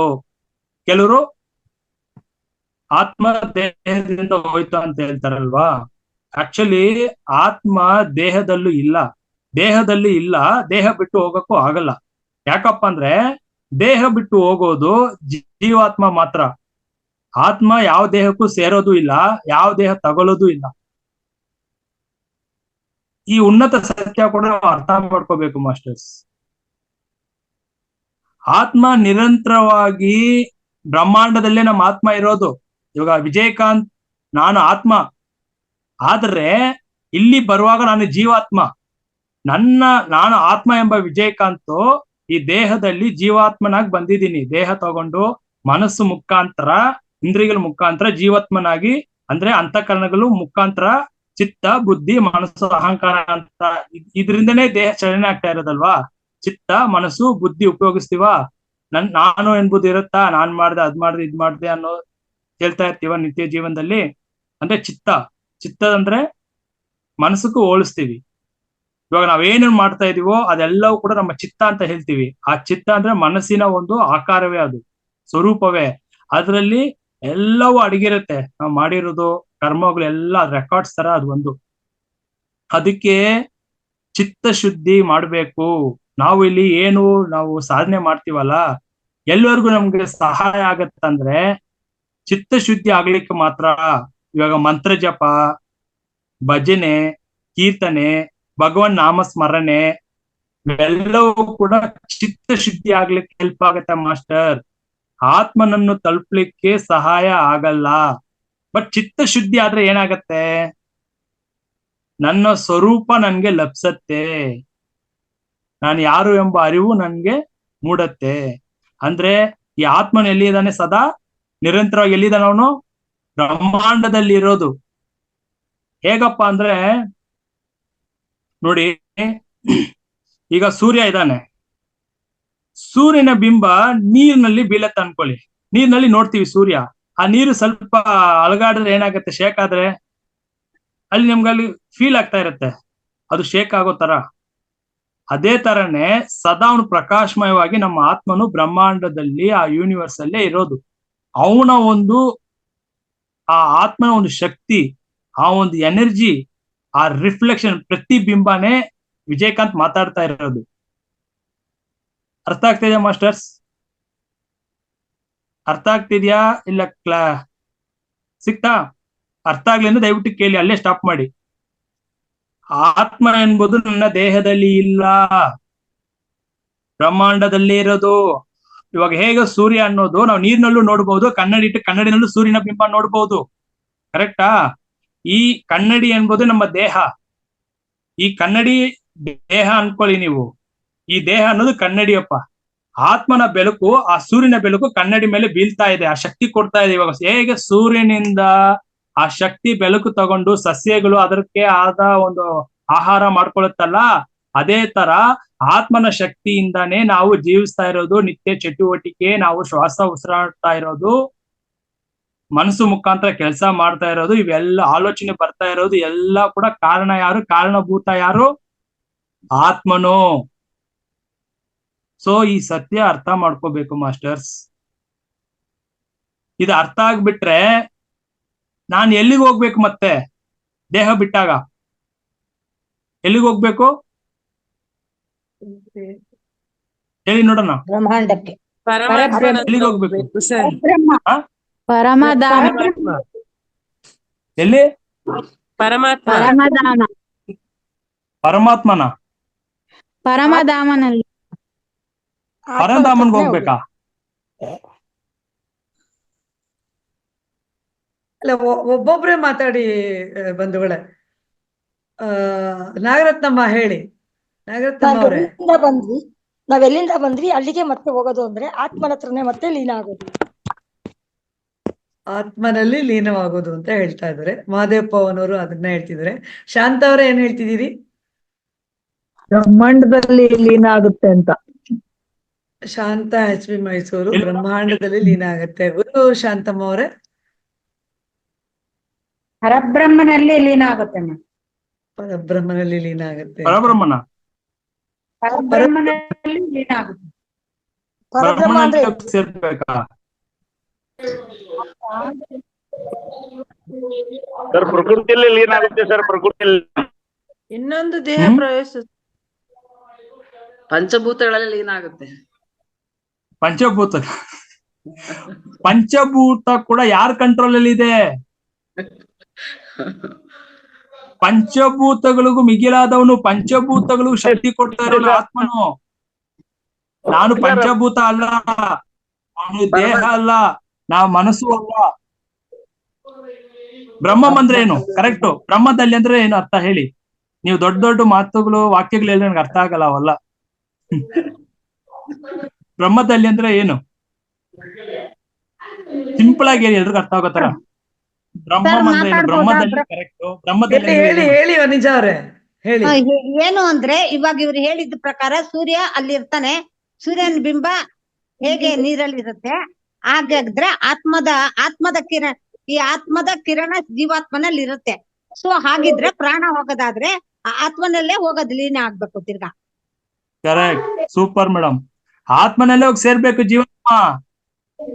ಸ್ವರ್ಗಕ್ಕೆ ಹೋಗಲ್ಲ, ನರ್ಕಕ್ಕೆ ಹೋಗಲ್ಲ, ಅಲ್ಲೂ ಹೋಗಲ್ಲ, ಈ ಲೋಕ ಹೋಗಲ್ಲ, ಪರಂಧಾಮನ್ಗೆ ಹೋಗಲ್ಲ, ಕೈಲಾಸಕ್ಕೆ ಹೋಗಲ್ಲ, ವೈಕುಂಠಕ್ಕೆ ಹೋಗಲ್ಲ. ಎಲ್ಲಿ ಜೀವಾತ್ಮ ಎಲ್ಲೋಗಿ ಸೇರ್ಬೇಕು? ಆತ್ಮನಲ್ಲೋಗಿ ಸೇರ್ಬೇಕು. ಅದಕ್ಕೆ ಈ ಸಾಧನೆ ಮಾಡ್ತಾ ಇರೋದು. ನಮ್ಮ ಈ ಜೀವಾತ್ಮ ಈ ಕನ್ನಡಿ ದೇಹ ತ್ಯಜಿಸಿದಾಗ, ಮುರಿದೋದಾಗ ಕನ್ನಡಿ, ಅವನು ಕೊಡ್ತಾ ಇರೋ ಬೆಳಕಿನಿಂದಾನೇ ನಾನು ಇಲ್ಲಿ ಇಷ್ಟು ಸಾಧನೆ ಮಾಡ್ತಾ ಇರೋದು ಭೌತಿಕ ಜೀವನದಲ್ಲಿ. ನನ್ನ ದೇಹ ಪಂಚಭೂತಗಳಿಂದ ಆಗಿದೆ ತಾನೆ. ಈ ಪಂಚಭೂತಗಳಿಗೂ ಶಕ್ತಿ ಕೊಡ್ತಾ ಇರೋದು ಯಾರು? ಆತ್ಮ. ಆತ್ಮ ತಾನೆ. ಮತ್ತೆ ಪಂಚಭೂತಗಳಿಗೆ ಏನ್ ಕೆಲಸ ಇಲ್ಲಿ? ಪಂಚಭೂತಗಳಿಗೂ ಮಿಗಿಲಾದವನು ಆತ್ಮನು, ಶ್ವಾಸಕ್ಕೂ ಮಿಗಿಲಾದವನು ಆತ್ಮನು. ನಾವು ಶ್ವಾಸನೇ ಮೂಗು ಅವು ಉಸಿರು ಇಟ್ಕೊಂಡ್ಬಿಟ್ರೆ ಸತ್ತೋಗ್ತೀವಿ ಅಂದ್ರೆ ಹಂಗಲ್ಲ. ಅದು ಆಕ್ಚುಲಿ ಆ ಉಸಿರಾಟಕ್ಕೂ ಶಕ್ತಿ ಕೊಡ್ತಾ ಇರೋದು, ಆ ಕ್ರಿಯೆ ನಡೆಸ್ತಾ ಇರೋನು ಯಾರು? ಶ್ವಾಸಕ್ರಿಯೆ ನಡೆಸ್ತಾ ಇರೋನು ಯಾರು? ಆತ್ಮನು. ಅವನ ಹೆಸರೇ ಪರಮಾತ್ಮನು ಅಂತ ಹೇಳ್ತೀವಿ. ಆತ್ಮ ಬೇರೆ, ಪರಮಾತ್ಮ ಬೇರೆ ಅಲ್ಲ. ನೀವು ಏನ್ ಬೇಕು ಹೆಸರಿಟ್ಕೊಳ್ಳಿ. ದೇವನೊಬ್ಬನೇ, ನಾಮ ಹಲವಾರು. ನೀವು ರಾಮ ಅನ್ಕೊಳ್ಳಿ, ಕೃಷ್ಣ ಅನ್ಕೊಳ್ಳಿ, ಶಿವ ಅನ್ಕೊಳ್ಳಿ, ವಿಷ್ಣು ಅನ್ಕೊಳ್ಳಿ, ಏನ್ ಬೇಕಾದ್ರೂ ನೀವು ಹೆಸರಿಟ್ಕೊಂಡು ಹೋಗಿ. ಬ್ರಹ್ಮಾಂಡದಲ್ಲಿರೋದು ಒಬ್ಬನೇ, ಆತ್ಮನೊಬ್ಬನೇ. ಅವನೇ ನೀವು. ಅದನ್ನೇ ಅಹಂ ಬ್ರಹ್ಮಾಸ್ಮಿ, ಅದನ್ನೇ ಅಯಂ ಆತ್ಮ ಅಂತ ಹೇಳ್ತೀವಿ, ಅದನ್ನೇ ತತ್ವಮಸಿ ಅಂತ ಹೇಳ್ತೀವಿ. ಅದೇನು ನಂಬಲ್ವೇ ನಾವು? ನೀನಪ್ಪ ದೇವ್ರು, ನೀನ್ ಇಲ್ಲಿ ಬಂದು ನೀನ್ ಮರ್ತು ಬಿಟ್ಟಿದ್ಯಾ ನಿನ್ನ ಶಕ್ತಿ ಏನು ಅಂತ, ನೀನ್ ಯಾರು ಅಂತ ಇಲ್ಲಿ ಬಂದು ಮಾಯನಲ್ಲಿ ಸಿಕ್ಕಾಕೊಂಡು ಮರ್ತು ಬಿಟ್ಟಿದ್ಯಾ. ಸದಾ ಪ್ರಕಾಶವಾಗಿ ಜ್ಯೋತಿಮಯವಾಗಿದ್ದಾನ ಅವನು, ಆತ್ಮನು. ಅವನೇ ವಿಜಯಕಾಂತು, ಅವನೇ ಮಾಲಿನಿ, ಅವನೇ ಶ್ವೇತ, ಅವನೇ ಕಮಲ. ಓಕೆನಾ? ನಾವೇನ್ ಮಾಡ್ತಾ ಇದೀವಿ? ಒಂದು ವಿಗ್ರಹ ಇಟ್ಕೊಂಡು ಮೂರ್ತಿ ಪೂಜೆ ಮಾಡ್ಕೊಂಡು ಇದನ್ನೆಲ್ಲ ಹಬ್ಬ ಆಚರಣೆ, ಇವತ್ತು ಅಮಾವಾಸ್ಯೆ ಪೂಜೆ, ಇನ್ನು ಹಬ್ಬ ಬಂತು, ಇದೆಲ್ಲ ಏನ್ ಮಾಡ್ತಾ ಇದೀವಲ್ಲ, ಎಲ್ಲ ಸಮಯ ವ್ಯರ್ಥ ಮಾಡ್ತಾ ಇದೀವಿ ಮಾಸ್ಟರ್. ಯಾವುದು ಕೂಡ ಮೋಕ್ಷ ಕೊಡಲ್ಲ. ಅರ್ಥ ಮಾಡ್ಕೊಳ್ಳಿ. ಈ ಜೀವಾತ್ಮನು ಹೋಗಿ ಆತ್ಮನಲ್ಲಿ ಮಿಲನ ಆಗಬೇಕು, ಒಂದಾಗ್ಬೇಕು. ಅದೇ ನಾವು ಇಲ್ಲಿ ಬಂದಿರೋದು ಉದ್ದೇಶ, ಮೂಲ ಉದ್ದೇಶ ಅದು ಒಂದಕ್ ಮಾತ್ರನೇ. ಅದಕ್ಕೆ ಇಷ್ಟು ಜನ್ಮ ತಗೊಳ್ತಾ ಈ ಸತ್ಯ ಗೊತ್ತಾಗ್ದೆ. ಪಟ್ಟಂತ ಬಂದ್ಬಿಡ್ಬೇಕು. ಇಲ್ಲಿ ಮಾತಾಡಿದ್ರು ಜೀವಾತ್ಮನು, ಈ ಮಾತಾಡಕ್ ಶಕ್ತಿ ಕೊಡ್ತಾರೋ ಆತ್ಮನು, ಅವನು ಅಲ್ಲಿಂದ ಕೊಡ್ತಾ ಇದ್ದೀನಿ. ಸೂರ್ಯ ಹೇಗೆ ಇಡೀ ಜಗತ್ತಿಗೆ ಪ್ರಕಾಶಮಯ ಸೂರ್ಯ ಕಿರಣ ಕೊಡ್ತಾ ಇದ್ದಾನೋ, ಅದೇ ತರ ನನ್ನ ಆತ್ಮ ನನ್ಗೆ ಆ ಶಕ್ತಿ ಕೊಡ್ತಾ ಇದ್ದಾನೆ, ಆ ಚೈತನ್ಯ ಕೊಡ್ತಾ ಇದ್ದಾನೆ. ಆ ಚೈತನ್ಯದಿಂದ ನಾನು ಮಾತಾಡ್ತಾ ಇರೋದು, ಆ ಚೈತನ್ಯದಿಂದಲೇ ಭೌತಿಕ ಜೀವನದಲ್ಲಿ ಎಲ್ಲಾ ಸಾಧನೆ ಮಾಡ್ತಾ ಇರೋದು. ನಾನು ಉಸಿರಾಡ್ತಾ ಇರೋದು, ನನ್ನ ಶ್ವಾಸಕ್ರಿಯೆ ನಡೀತಾ ಇರೋದು, ಪಂಚಭೂತಗಳು ಕೂಡ ಈ ಚಲನೆಯಲ್ಲಿ ಇರೋದು, ಎಲ್ಲಕ್ಕೂ ಕೂಡ ಕಾರಣ ಯಾರು? ಆತ್ಮನು. ಅವನಿಲ್ಲ ಅಂದ್ರೆ ಪಂಚಭೂತ ಚಲನೆ ಇಲ್ಲ. ಅಂದ್ರೆ ಇವಾಗ ನಾವು ಯಾರಂತ ಸತ್ಯ ಅರ್ಥ ಆಯ್ತಾ ಈಗ? ಸರ್ ಹಾಗಾದ್ರೆ ನಾವ್ ಯಾರು ಈಗ? ಶಾಂತ, HP ಶಾಂತ ಮೈಸೂರು, HP ಶಾಂತ ಮೈಸೂರು. ಹೇಳಿ. ನಾವು ಯಾವಾಗ ಈ ಕನ್ಕ್ಲೂಷನ್ ಬರಲ್ವೋ, ನಾನೇ ಆತ್ಮ, ನಾನೇ ಪರಮಾತ್ಮ, ಅದು ನಮ್ಗೆ ಅರಿವಿಗೆ ಬರೋವರೆಗೂ ಸಾಧನೆ ಮಾಡ್ತಾ ಇರ್ಬೇಕು. ಆಮೇಲೆ ಗೊತ್ತಾಗ್ಬಿಡುತ್ತೆ. ಅಲ್ಲಿವರೆಗೂ ಮನ್ಸು ನಮ್ನ ಬಿಡಲ್ಲ, ಅದನ್ನ ತಿಳ್ಕೊಳಕ್ಕೆ ಬಿಡಲ್ಲ. ಯಾಕಂದ್ರೆ ಅದು ಮುಂದೆ ಹೋಗ್ತಾ ಇದ್ದಲ್ಲ, ಈ ಸತ್ಯ ತಿಳ್ಕೊಳಕ್ಕೆ ಅವನು ಬಿಡಲ್ಲ ಮನಸ್ಸು. ಅದೇ ಹೇಳಿದ, ಅವ್ನು ಮಹಾ ಕಲ್ಲ. ಅವನು ನಮ್ನ ಯಾಮಾರಿಸ್ತಾ ಇರ್ತಾನೆ, ಪ್ರಾಪಂಚಿಕ ರುಚಿ ತೋರಿಸ್ತಾ ಇರ್ತಾನೆ, ಮಾಯೆನಲ್ಲಿ ನಮ್ನ ಎಳಿತಾ ಇರ್ತಾನೆ, ಅವನು ಭೋಗದಲ್ಲಿ ನಮ್ನ ಮುಳುಗಿಸ್ತಾ ಇರ್ತಾನೆ ಮನಸ್ಸು. ಯಾಕಂದ್ರೆ ಅವ್ನಿಗೆ ಅದು ಬಿಟ್ಟು ಬೇರೆ ಏನು ಗೊತ್ತಿಲ್ಲ. ಯಾವಾಗ ಆತ್ಮನನ್ನು ಹಿಂತಿರುಗಿ ನೋಡ್ಬಿಡ್ತಾನಲ್ಲ ಅವನು ನೋಡಿದಾಗ ಏನಾಗ್ಬಿಡ್ತಾನೆ? ಸರೆಂಡರ್ ಆಗ್ಬಿಡ್ತಾನೆ ಆತ್ಮನ್ಗೆ. ಯಾಕಂದ್ರೆ ಆ ಬೆಳಕು ಶಕ್ತಿ ಅವನ್ಗೆ ತಡೆಯಕ್ ಆಗಲ್ಲ. ಇಲ್ಲಿವರೆಗೂ ನಮ್ಮನ್ನ ಕಂಟ್ರೋಲ್ ಮಾಡ್ತಾ ಇರೋದು ಈ ಮನಸ್ಸು. ಈ ಮನಸ್ಸು ಯಾರು ಅಂದ್ರೆ ಈ ಆತ್ಮನಿಂದ ಬಂದಿರೋನು ಇವನು. ಈ ಮನಸ್ಸು ಎಲ್ಲಿಂದ ಬಂದಿದೆ? ಆತ್ಮದ ಒಂದು ಭಾಗಿಯಾಗಿ ಬಂದಿರೋದು ಇಲ್ಲಿ. ಆ ಸತ್ಯ ನಮ್ಗೆ ಅವ್ನು ತಿಳಿಸ್ತಾ ಇಲ್ಲ. ಅವನು ಎಲ್ಲಿಂದ ಬಂದ ನಮ್ಗೆ ಹೇಳ್ತಾ ಇಲ್ಲ. ಅವನು ಆತ್ಮದಿಂದ ಬಂದಿರೋನೆ. ಆ ಬ್ರಹ್ಮಾಂಡದಲ್ಲಿ ಇರೋ ಆತ್ಮನಿಂದಲೇ ಇವನು ಇಲ್ಲಿ ಬಂದಿರೋದು. ಇಲ್ಲಿ ನಾವೇನ್ ಮಾಡ್ತಾ ಇದೀವಿ? ಮೈಂಡ್ ಪವರ್, ಥಾಟ್ ಪವರ್ ಅಂತ ಮಾತಾಡ್ತಾ ಇರ್ತೀವಿ. ಈ ಪವರ್ನ ಕೊಡ್ತಾ ಇರೋದು ಯಾರು? ಆ ಸುಪ್ರೀಂ ಪವರ್ ತಾನೆ, ಆತ್ಮನು ತಾನೆ ಈ ಮನಸ್ಸಿಗೆ ಪವರ್ ಕೊಡ್ತಾ ಇರೋದು. ಈ ಮನಸ್ಸು ಆ ಆತ್ಮನಿಂದ ಶಕ್ತಿಯನ್ನು ಕದ್ದು ನಮಗೆ ಬೆಳಕು ಕೊಡ್ತಾ ಇದ್ದಾನೆ. ಇಲ್ಲಿ ಚೈತನ್ಯ ಕೊಡ್ತಾ ಇರೋದು ಮನಸ್ಸು. ಇವನು ನಮ್ಮನ್ನ ಏಮರ್ಸ್ತಾ ಇದ್ದಾನೆ. ಇವನಿಗೆ ತಿಳಿತಾ ಇಲ್ಲ. ಇವನಿಗೆ ಶಕ್ತಿ ಕೊಡ್ತಾ ಏನೋ ಒಬ್ಬ ದೊಡ್ಡ ಚೈತನ್ಯ ಶಕ್ತಿ ಇದೆ ಅಂತ ಇವನ್ಗೆ ಅರಿವಾಗ್ತಾ ಇಲ್ಲ. ಇವನೇ ದೊಡ್ಡದನ್ನು ತಿಳ್ಕೊಂಡ್ಬಿಟ್ಟಿದ್ದಾನೆ. ಈ ಇಡೀ ಜಗತ್ತಲ್ಲಿ ನಾನೇ ದೊಡ್ಡವನು ಅಂತ ಇವನು ಆತರ ಕಲ್ಪನೆ ಮಾಡ್ಕೊಂಡ್ಬಿಟ್ಟಿದ್ದಾನೆ. ನಮ್ಗೆ ಆ ಸತ್ಯ ಮುಚ್ಚಾಕ್ಬಿಟ್ಟಿದ್ದಾನೆ. ಈ ಸತ್ಯ ಯಾವಾಗ ನಮ್ಗೆ ಅರಿವಾಗತ್ತೋ ಅದ್ರ ಮೇಲೇನೆ ಚಿಂತನೆ, ಮನನ ಅದ್ರಲ್ಲೇ ಇದ್ದಾಗ ಈ ಮನಸ್ಸು ತಾನಾಗಿ ಲಯ ಆಗ್ಬಿಡ್ತಾನೆ. ಮಾಸ್ಟರ್, ಲಯ ಆದ್ರೆ ನಮಗೆ ಏನಕ್ಕಪ್ಪ ದುಃಖ ಕಷ್ಟ ಇದೆಲ್ಲ ಬರ್ತಾ ಇದೆ ಅಂದ್ರೆ ಬಿಕಾಸ್ ಆಫ್ ಮನಸ್ಸು. ಯಾಕಂದ್ರೆ ಇವಾಗಿರೋ ಮನಸ್ಸು ಮರುಕ್ಷಣದಲ್ಲಿ ಇರಲ್ಲ. ಇವಾಗ ಒಂದ್ ನಿರ್ಧಾರ ಮಾಡಿರುತ್ತೆ, ಇನ್ನೊಂದ್ಸಲ ಇನ್ನೊಂದ್ ನಿರ್ಧಾರ ತಗೊಳತ್ತೆ. ಅದಕ್ಕಂತ ಒಂದು ಅಸ್ತಿತ್ವ ಇಲ್ಲ. ಅದಕ್ಕೆ ಹೇಳ್ತಾ ಇರೋದು ಮನಸ್ಸು ಯಾವಾಗಲೂ ಸ್ವಲ್ಪ ಎಡವಟ್ಟು. ಯಾಕಂದ್ರೆ ಅದಕ್ಕೂ ಕೂಡ ಶಕ್ತಿ ಕೊಡ್ತಾ ಇರೋನು ಯಾರು? ಆತ್ಮನು. ಹೇಗೆ ಇವಾಗ ಚಂದ್ರನಿಗೆ ಸ್ವಯಂ ಪ್ರಕಾಶ ಇದೆಯಾ? ಚಂದ್ರನಿಗೆ ಸ್ವಯಂ ಪ್ರಕಾಶ ಇದೆಯಾ? ಇಲ್ಲ. ತಾನೆ. ಅದೇ ತರ ಮನಸ್ಸು ಚಂದ್ರ ತರ ಸ್ವಯಂ ಪ್ರಕಾಶ ಇಲ್ಲ ಅವನಿಗೆ. ಸೂರ್ಯನ ಕಿರಣಗಳಿಂದ ಬೆಳಗ್ತಾ ಇದ್ದಾನೆ. ಹೇಗೆ ಈ ಚಂದ್ರನಿಗೆ ಸೂರ್ಯನ ಶಕ್ತಿಯಿಂದಾನೇ ಇವ್ನು ಬೆಳಗ್ತಾ ಇರೋದು. ಚಂದ್ರನು ಸೂರ್ಯನ ಬೆಳಕೆ ಚಂದ್ರನ್ ಬೀಳ್ತಾ ಇರೋದಲ್ವಾ? ಅದೇ ತರನೇ ನಮ್ಮ ಮನಸ್ಸು ಕೂಡ ಶಕ್ತಿ ಕೊಡ್ತಾರೆ ಆತ್ಮನು. ಆತ್ಮ ಶಕ್ತಿ ಕೊಡ್ತಾರೆ ಅಂದ್ರೆ ಮನಸ್ಸು ಇಲ್ಲಿ ಕೆಲಸ ಮಾಡಲ್ಲ. ಇವನು ಮರ್ತು ಬಿಟ್ಟಿದ್ದಾನೆ ಅದನ್ನ. ನಮ್ಗೆ ಆ ಸತ್ಯ ತಿಳಿಸ್ತಾ ಇಲ್ಲ. ಹಾಗೆ ಹೇಗೆ ಸೂರ್ಯನ ಬೆಳಕಿನಿಂದ ಚಂದ್ರನು ಬೆಳಕು ನಾವು ಕಾಣ್ತೀವೋ ಅದೇ ತರನೇ ಮನಸ್ಸಿಗೆ ಸ್ವಯಂ ಪ್ರಕಾಶ ಇಲ್ಲ. ಬಟ್ ಅದರಿಂದ ಶಕ್ತಿ ಕದ್ದು ನಮಗೆ ಕೆಲಸ ಎಲ್ಲ ಸಾಧನೆ ಭೌತಿಕದಲ್ಲಿ ಮಾಡಿಸ್ತಾ ಇರ್ತಾನೆ ಮಾಸ್ಟರ್. ಈ ಸತ್ಯ ಅರ್ಥ ಆದಾಗ ಇದನ್ನ ನಾವು ಟ್ರೈನಿಂಗ್ ಮಾಡ್ಬೇಕು ಮನಸ್ಸಿಗೆ. ನಾವು ಯಾವ್ದು ಸತ್ಯ ಅಂತ ತಿಳ್ಕೊಂಡ್ಬಿಟ್ಟಿದೀವೋ ನಾವು ನೋಡಿ ಅದನ್ನೇ ಧ್ಯಾನದಲ್ಲಿ ಯಾವ ಒಬ್ಬ ಸಾಧಕ ಈ ಸೂಕ್ಷ್ಮತೆ ಅರ್ಥ ಮಾಡ್ಕೋಬೇಕು ಮಾಸ್ಟರ್ಸ್. ಇವಾಗ ನನಗೆ ತುಂಬಾ ಆಲೋಚನೆ ಬರ್ತಾ ಇದೆ, ಇಮಿಡಿಯೇಟ್ ಉಸಿರು ಗಮನಿಸಿ ಅಂತೆಲ್ಲ ಹೇಳ್ತಾರಲ್ಲ. ಬಟ್ ಈ ಉಸಿರನ್ನು ಕೂಡ ಗಮನಿಸ್ತಾ ಇರೋನು ಯಾರು ಅಂದ್ರೆ ಶುದ್ಧ ಚೈತನ್ಯ. ಯಾರು? ಆತ್ಮನೇ ಗಮನಿಸ್ತಾ ಇರೋದು ಆ ಉಸಿರನ್ನು ಕೂಡ. ಇದು ನಮ್ಗೆ ಸತ್ಯ ಅರ್ಥ ಆಗ್ತಾ ಇಲ್ಲ. ಅದನ್ನೇ ಈಗ ನೋಡಿ ಎಕ್ಸಾಂಪಲ್,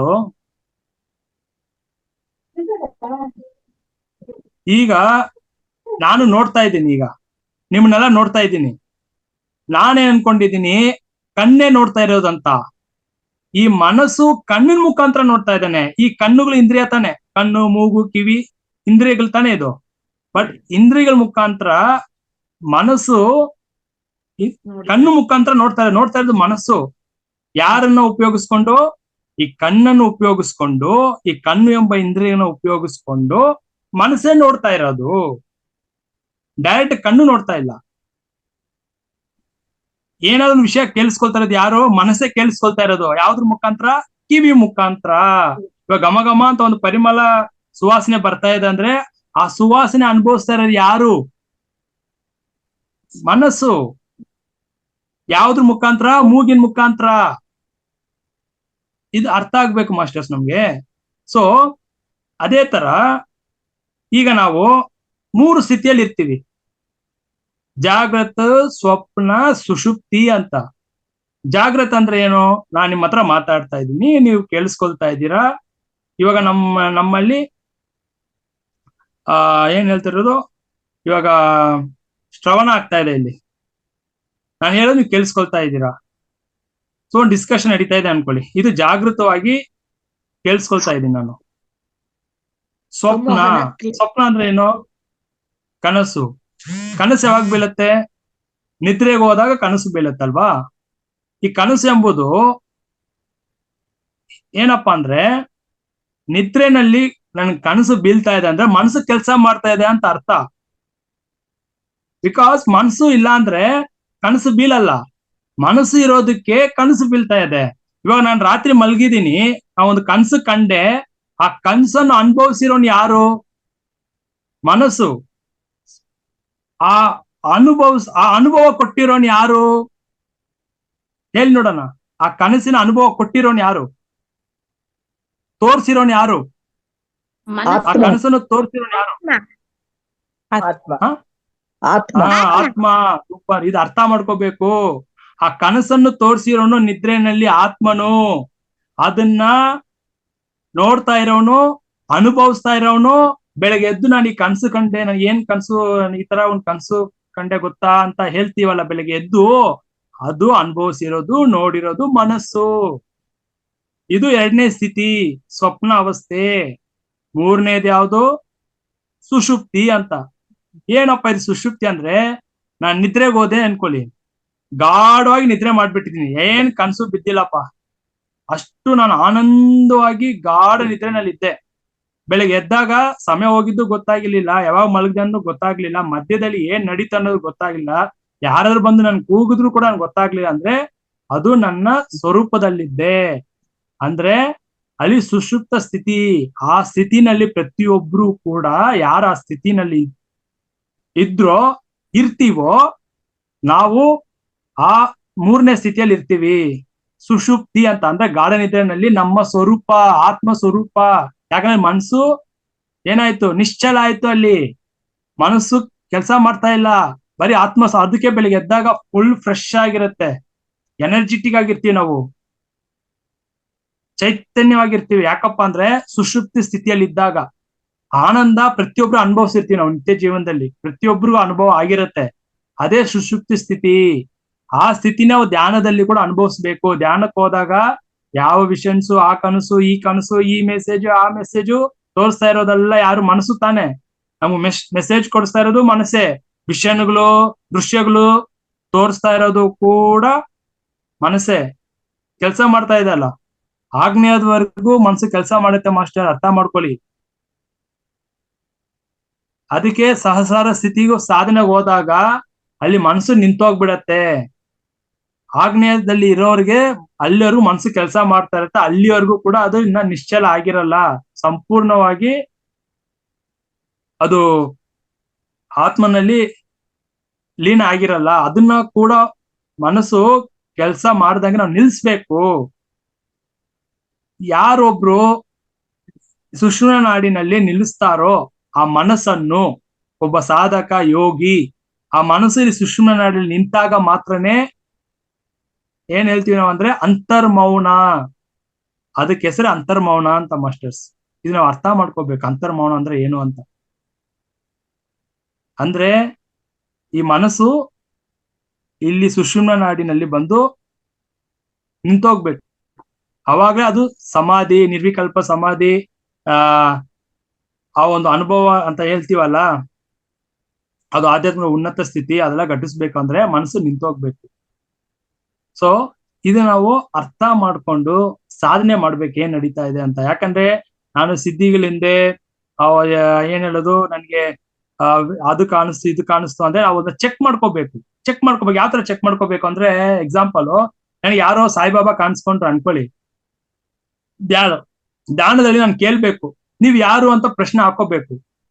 ಬಂದಿರೋ ನಿಜವಾಗ್ಲೂ ಸಾಯಿಬಾಬಾ ಇಲ್ಲ ಮಹಾವತಾರ್ ಬಾಬಾಜಿ ಅಂದ್ರೆ ನಿಮ್ಗೆ ಏನಾದ್ರು ಸಂದೇಶ ಕೊಡ್ಲಿಕ್ಕೆ ಬಂದಿದ್ರೆ ಅವ್ರು ಹೇಳ್ತಾರೆ ನಿಮ್ಗೆ ಸಂದೇಶ ಕೊಡ್ಲಿಕ್ಕೆ ಬಂದಿದ್ದೀನಿ ಅಂತ ಅಷ್ಟೇನೆ. ಅಲ್ಲಿ ಸುಮ್ನೆ ಎಲ್ರಿಗೂ ಕಾಣಿಸ್ಕೊಳ್ತಾ ಇರೋ ಅಂದ್ರೆ ಅದು ಮನಸ್ಸು ಮಾಡ್ತಾ ಇರೋ ಮಾಯೆ ಆಟ. ಅರ್ಥ ಮಾಡ್ಕೋಬೇಕು ಮಾಸ್ಟರ್. ಕೃಷ್ಣ ಕಂಡು, ರಾಮ ಕಂಡು, ಅವ್ರ ಕಂಡು, ಇವ್ರ ಕಂಡು, ಇದೆಲ್ಲ ಕೂಡ ಮನಸ್ಸಿಗೆ ಅಷ್ಟು ಶಕ್ತಿ ಇದೆ. ಯಾಕಂದ್ರೆ ನಾವು ಎಲ್ಲಾ ಜನ್ಮದಲ್ಲೂ ಆ ಮನಸ್ಸು ಆತರ ರೂಪಿಸ್ಕೊಂಡಿದೆ. ಕೃಷ್ಣ ಅಂದ್ರೆ ಹೀಗೆ ಇರ್ತಾನಂತ ಮನಸ್ಸು ಕಲ್ಪನೆ ಮಾಡ್ಕೊಂಡ್ಬಿಟ್ಟಿದೆಲ್ಲ, ಅದೇ ಬರುತ್ತೆ ನಮ್ಗೆ. ಕೃಷ್ಣ ಅಂದ ತಕ್ಷಣ ಕೃಷ್ಣ ಹಿಂಗೆ ಬರುತ್ತೆ, ಯಾಕಂದ್ರೆ ಮನಸ್ಸಿಗೆ ಅಷ್ಟು ಶಕ್ತಿ ಇದೆ ಅಲ್ವಾ.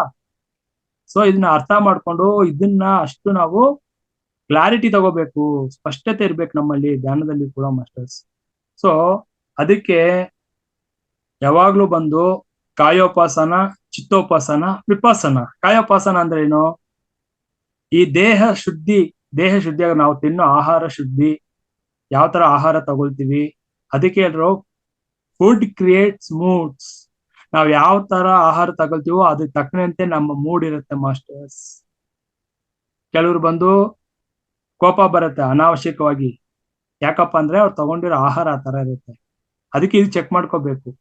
ನನ್ನಲ್ಲಿ ಕಾಮಗುಣ ಹೆಚ್ಚಾಗ್ತಾ ಇದೆ ಅಂದ್ರೆ ಬಿಕಾಸ್ ಆಫ್ ನಾ ತಗೊಂಡಿರೋ ಆಹಾರನೇ, ಅದು ಚೆಕ್ ಮಾಡ್ಕೋಬೇಕು. ಸೊ ಆ ಫುಡ್ಗೆ ನಾವು ಯಾವ ತರ ಆಹಾರ ತಗೊಳ್ತೀವೋ ಆ ತರ ಮನಸ್ಸು ಕೆಲಸ ಮಾಡ್ತಾ ಇರುತ್ತೆ. ಇದು ನಾವು ಸರಿ ಮಾಡ್ಕೋಬೇಕು ಮಾಸ್ಟರ್ಸ್. ಅದಕ್ಕೆ ದೇಹ ಶುದ್ಧಿ, ದೇಹವೇ ದೇವಾಲಯ ಅಂತ ಹೇಳ್ತೀವಿ. ಫಸ್ಟ್ ನಮ್ಗೆ ಆಸನ ಸಿದ್ಧಿ ಆಗ್ಬೇಕು. ನಾನು ಕೂತ್ಕೊಂಡಾಗ ಎಷ್ಟೊತ್ತು ಕೂರಕ್ಕಾಗತ್ತೆ? 2 ತಾಸು 3 ತಾಸು ಕೂರಕ್ಕಾಗತ್ತಾ? ಅಂದ್ರೆ ನನ್ಗೆ ಆಸನ, ಈ ನಾನು ಕೂತ್ಕೊಳ್ಳಕ್ ಆಗ್ತಾ ಇದೆ ಅಂದ್ರೆ ನನ್ನ ದೇಹ ಸಪೋರ್ಟ್ ಮಾಡ್ತಾ ಇದೆ, ಈ ಆಸನ ಸಿದ್ಧಿ ಆಗ್ತಾ ಇದೆ. ನಾವ್ ಯಾವ ಆಸನ ಕೂತ್ಕೊಂಡಿದೀನೋ ಸುಖಾಸನ, ಈ ಸುಖಾಸನ ಕೂತ್ಕೊಂಡ್ರು ಕೂಡ ನನ್ಗೆ ಇದು ಕೂರ್ಲಿಕ್ಕೆ ಆಗ್ತಾ ಇದೆ. ನನ್ನ ಸ್ಪೈನ್, ನನ್ನ ಬೆನ್ನು ಮೂಳೆ ಏನ್ ಹೇಳ್ತೀವಲ್ಲ ಅದು ಸ್ಟ್ರೈಟ್ ಆಗಿ ನಿಂತಿದೆ 3 ತಾಸು, ಅದು ಕೆಳಗೆ ವಾಲಲ್ಲ, ಅದು ಸ್ಟ್ರೈಟ್ ಆಗಿ ನಿಂತಿದೆ ಅಂದ್ರೆ ಆಸನ ಸಿದ್ಧಿ ಆಗಿದೆ ಅಂತ. ಅದೇ ಕಾಯೋಪಾಸನ. ಕಾಯ ಅಂದ್ರೆ ದೇಹ. ನೆಕ್ಸ್ಟ್ ಚಿತ್ತೋಪಾಸನ, ಚಿತ್ತ ಶುದ್ಧಿ, ಮನಸ್ಸು ಶುದ್ಧಿ ಆಗ್ಬೇಕು. ಮನಸ್ಸು ಶುದ್ಧಿ ಆದ್ರೇನೆ ನಮ್ಗೆ ಆ ಒಂದು ಆಧ್ಯಾತ್ಮಿಕ ಅನುಭವಗಳು, ಸ್ಪಿರಿಚುವಲ್ ಎಕ್ಸ್ಪೀರಿಯನ್ಸು, ಆಸ್ಟ್ರಲ್ ವಿಷನ್ಸು, ಆಮೇಲೆ ಮಾಸ್ಟರ್ ಕೊಡೋ ಮೆಸೇಜಸ್, ಆಮೇಲೆ ಚಾನೆಲಿಂಗ್ ಆಗೋದಂತ ಹೇಳ್ತೀವಿ. ಆಮೇಲೆ ಇದೆಲ್ಲ ನಮ್ಗೆ ಯಾವಾಗ ಅನುಭವಕ್ಕೆ ಬರುತ್ತಾ ಅಂದ್ರೆ ಚಿತ್ತ ಶುದ್ಧಿ ಆದಾಗ ಮಾತ್ರ ಮಾಸ್ಟರ್ಸ್. ಅದು ಮನಸ್ಸು ಶುದ್ಧಿ ಆಗ್ಬೇಕು. 3ನೇದು ವಿಪಾಸನ. ವಿಪಾಸನ ಅಂದ್ರೆ ಏನು? ದಿವ್ಯ ಚಕ್ಷು, ದಿವ್ಯ ನೇತ್ರ. ನೋಡಿ, ಮನೋನೇತ್ರ ಬೇರೆ. ಮನೋನೇತ್ರ ಅಂದ್ರೆ ಏನು? ನಿಮ್ ಮನ್ಸಲ್ಲಿ ನಾನು ಇರೋದು ಹೇಳ್ಬಲ್ಲೆ. ಇದೆಲ್ಲ ಒಂದು ಸಂಮೋಹನಿ ವಿದ್ಯೆ. ಇದು ಟೆಲಿಪತಿ ಅಂತೀವಲ್ಲ, ಅದಾದ ಟೆಲಿಪತಿ, ಅದೆಲ್ಲ ಮನಸ್ಸಿಗೆ ಸಂಬಂಧಪಟ್ಟಿದ್ದು, ಮನೋನೇತ್ರ ಅದು. ಬಟ್ ಅದನ್ನು ದಾಟಿ ಹೋಗ್ಬೇಕು. ಹೇಗೆ ಶ್ರೀ ಕೃಷ್ಣ ಪರಮಾತ್ಮ ಅರ್ಜುನನಿಗೆ ಆ ದಿವ್ಯ ಚಕ್ಷುವನ್ನು ಸಕ್ರಿಯ ಮಾಡಿ ಇಡೀ ಬ್ರಹ್ಮಾಂಡವನ್ನು ತೋರ್ಸದ್ನೋ, ಅದೇ ತರ ನಮ್ಮ ಈ ದಿವ್ಯ ಚಕ್ಷು ತೆರೆದರೆ, ಸಕ್ರಿಯ ಆದ್ರೆ ಇಡೀ ಬ್ರಹ್ಮಾಂಡವನ್ನೇ ನೋಡ್ಬಹುದು. ನವಗ್ರಹಗಳಿಂದ ಹಿಡಿದು ಯಾವ್ಯಾವ ಲೋಕದಲ್ಲಿ ಏನೇನು ಎಲ್ಲಾನು ನೋಡ್ಬಹುದು ಕೂತಿದ್ದ ಜಾಗದಲ್ಲೇ. ಅದು ಆ ಸ್ಥಿತಿಗೆ ಹೋಗ್ಬೇಕು. ಆ ದಿವ್ಯ ಚಕ್ಷು ಅಂತ ಹೇಳ್ತೀವಿ. ಇಲ್ಲಿ ನಮ್ಗೆ ಏನ್ ಪ್ರಾಬ್ಲಮ್ ಅಂದ್ರೆ ಥರ್ಡ್ ಐನೇ ತುಂಬಾ ಅದನ್ನೇ ಹಿರಿಮೆಯಿಂದ ಗ್ರೇಟ್ ಆಗಿ ಮಾತಾಡ್ಕೊಳ್ತಾ ಇರ್ತೀವಿ. ಅದೇ ಪ್ರಾಬ್ಲಮ್ ಇಲ್ಲಿ. ಥರ್ಡ್ ಐ ಮಾತ್ರ ಹೆಂಗ್ ಆಕ್ಟಿವೇಟ್ ಆಗುತ್ತೆ ಹೇಳಿ ನೋಡೋಣ. ಥರ್ಡ್ ಐ ಅಂತ ಮಾತಾಡ್ತೀವಲ್ಲ, ಅರ್ಥ ಮಾಡ್ಕೊಳ್ಳಿ. ಈ ಥರ್ಡ್ ಐ ಕೂಡ ಆಕ್ಟಿವೇಟ್ ಆಗ್ಬೇಕಂದ್ರೆ ಥರ್ಡ್ ಐ ಅಂದ್ರೆ ಏನಿಲ್ಲ ಮಾಸ್ಟರ್ಸ್, ಒನ್ನೆಸ್ ಅಲ್ಲಿ ಇರಬೇಕು. ಅದೇ ಥರ್ಡ್ ಐ ಅಂದ್ರೆ. ನಾನು ಅದನ್ನೇ ಹೇಳ್ತಾರೆ ಸ್ಟಾರ್ಟಿಂಗ್ ಇಂದ, ಒನ್ನೆಸ್, ಏಕತ್ವ, ಸಮತ್ವ ಸ್ಥಿತಿಯಲ್ಲೇ ಇದ್ರೆ ಏನಾಗತ್ತಪ್ಪ ಅಂದ್ರೆ ತಾನಾಗೆ ಆಕ್ಟಿವೇಟ್ ಆಗುತ್ತೆ, ಪೀನಿಯಲ್ ಗ್ಲ್ಯಾಂಡ್ ಆಕ್ಟಿವೇಟ್ ಆಗತ್ತೆ. ಅದನ್ನೇ ಥರ್ಡ್ ಐ ಅಂತ ಹೇಳ್ತೀವಿ. ಸೊ ಅದಕ್ಕೆ ಇವತ್ತು ಹೇಳಿದ ಟೆಕ್ನಿಕ್ ಅರ್ಥ ಮಾಡ್ಕೊಳ್ಳಿ.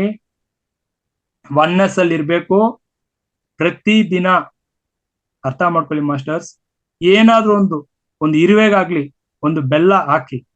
ನೀವು ಇರುವೆನ್ ಕಂಡ್ರೆ, ಇಲ್ಲ ನಿಮ್ ಮನೆಯಲ್ಲಿ ಸಾಧ್ಯ ಆದ್ರೆ ಪಕ್ಷಿಗಳಿಗೆ, ಪಾರಿವಾಳಕ್ಕೆ ಕಾಳುಗಳು ಹಾಕಿ.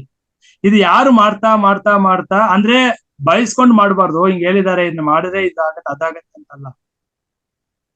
ಏನು ಅಪೇಕ್ಷೆ ನಿರೀಕ್ಷೆ ಇಲ್ಲದೆ ಕರುಣೆಯಿಂದ, ಪ್ರೀತಿಯಿಂದ ಆ ಒನ್ನೆಸ್, ಆ ಪಕ್ಷಿ ಬೇರೆ ನಾನು ಬೇರೆ ಅಲ್ಲಪ್ಪ, ಇರುವೆನಲ್ಲಿ ಇರೋದು ಪರಮಾತ್ಮ, ನನ್ನಲ್ಲಿ ಇರೋದು ಕೂಡ ಪರಮಾತ್ಮನೇ, ಆ ಒಂದು ಸಮತ್ವ ಏಕತ್ವ ಸ್ಥಿತಿಯಲ್ಲಿ ಮಾಡ್ತಾ ಬಂದಾಗ ಆ ಪ್ರಕೃತಿನೇ ನಮ್ಗೆ ಸುಷುಮ್ನ ನಾಡಿನೂ ಸಕ್ರಿಯ ಮಾಡತ್ತೆ.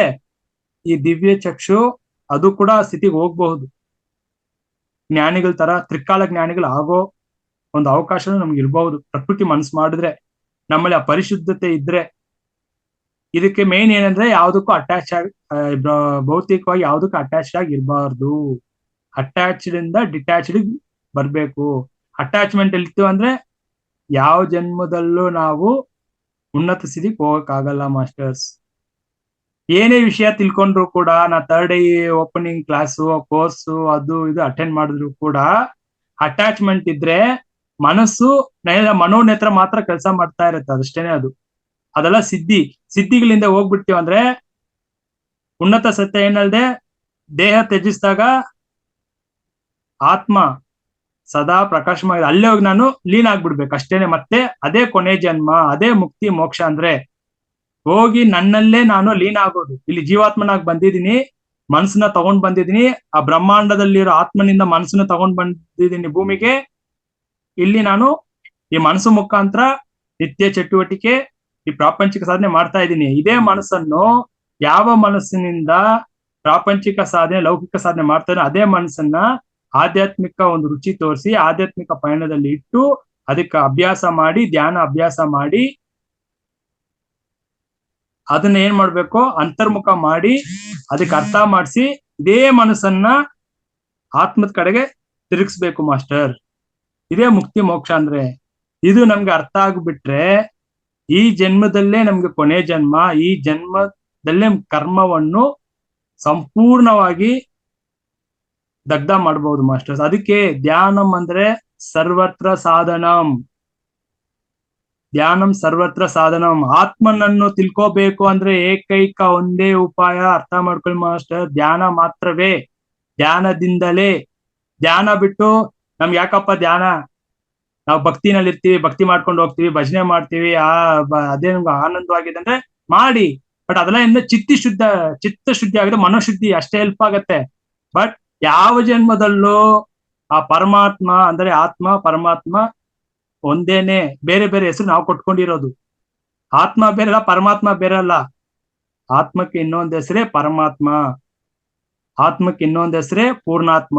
ನಾವಿಲ್ಲಿ ಅಂಶಾತ್ಮ ಜೀವಾತ್ಮನಾಗಿ ಇಲ್ಲಿ ಬಂದಿದೀವಿ. ಹೋಗಿ ಅಲ್ಲಿ ಸೇರ್ಬೇಕು, ಲೀನ್ ಆಗ್ಬೇಕು. ಈ ಸತ್ಯ ಗೊತ್ತಿಲ್ಲದೆ ಬೇರೆ ನಾನು ಬೇರೆ ಬೇರೆ ಬೇರೆ ಯಾವುದೇ ಕ್ರಿಯೆ ಕುಂಡಲಿನಿ ಯೋಗ, ಏನು ಚಕ್ರ ಯೋಗ, ಆ ಯೋಗ ಈ ಯೋಗ ಯಾವ್ದು ಕಲಿತ್ರು ಕೂಡ ಸತ್ಯ ಇದೆ ಮಾಸ್ಟರ್ಸ್. ಇದ್ರ ಮೇಲೆ ಗಮನ ಇರ್ಬೇಕು. ನನ್ನ ಗುರಿ ಯಾವಾಗ್ಲೂ ನನ್ನ ಸ್ವರೂಪದಲ್ಲಿರ್ಬೇಕು. ಆತ್ಮನಲ್ಲಿ ಹೋಗಿ ಸೇರೋದ್ರ ಮಾತ್ರ ನನ್ ಗುರಿ ಇರ್ಬೇಕು. ಅವಾಗ್ಲೇ ನನ್ನ ಸ್ವರೂಪ ನಾನು ಅನುಭವಿಸಕ್ಕಾಗೋದು. ಅದೇ ಆನಂದ, ಸತ್ಚಿತ್ತ ಆನಂದ. ಆತ್ಮಕ್ಕೆ ದುಃಖ ಇಲ್ಲ, ಆತ್ಮಕ್ಕೆ ಯಾವುದು ಬಾಧೆ ಇಲ್ಲ, ಅದು ನಿರಾಕಾರ, ನಿರ್ಗುಣ. ಇದು ಅರ್ಥ ಮಾಡ್ಕೋಬೇಕು ಮಾಸ್ಟರ್ಸ್. ಆತ್ಮಕ್ಕೆ ಕರ್ಮ ಇಲ್ಲ, ಅದು ಬರೀ ಸಾಕ್ಷಿ ಭಾವ. ಈ ಜೀವಾತ್ಮನ ದೇಹದಿಂದ ನೀನ್ ಏನೇನ್ ಮಾಡ್ತೀಯ ಕರ್ಮ ಮಾಡೋದು ಸಾಕ್ಷಿಯಾಗಿ ಬ್ರಹ್ಮಾಂಡದಿಂದ ನೋಡ್ತಾ ಇರುತ್ತೆ. ಅದು ಶಕ್ತಿ ಕೊಡ್ತಾ ಇರುತ್ತೆ. ನೀನ್ ಕೊಲೆ ಮಾಡ್ತೀಯ ಒಬ್ಬ ವ್ಯಕ್ತಿನ, ಕೊಲೆ ಮಾಡು, ಶಕ್ತಿ ಕೊಡ್ತೀನಿ. ಏನನ್ ಬೇಕಾದ್ರೂ ಮಾಡು, ಮೋಸ ಮಾಡ್ತೀಯ ಮಾಡು, ಅದ್ರ ಕರ್ಮ ನೀನ್ ಅನ್ಭವ್ಸು. ಎಷ್ಟು ಜನ್ಮ ತಗೊಳ್ತೀಯ ತಗೋ, ನನ್ನಲ್ಲಿ ಬಂದು ಸೇರ್ಲಿಕ್ಕೆ ಎಷ್ಟು ಜನ್ಮ ಬೇಕೋ ತಗೋ ತಗೋ ತಗೋ ತಗೋ ಅಂತ ಅದು ಸಾಕ್ಷಿಯಾಗಿ ನೋಡ್ತಾ ಇರತ್ತೆ. ಯಾವಾಗ ನಮ್ಗೆ ಈ ಸತ್ಯ, ಈ ಆತ್ಮಜ್ಞಾನ ತಿಳ್ಸೋ ಗುರು ಸಿಕ್ಕಿದಾಗ ತಿಳ್ಕೊಂಡ್ ಬಿಡ್ತೀವೋ, ಈ ಜನ್ಮದಲ್ಲೇ ಅರಿವಾದಾಗ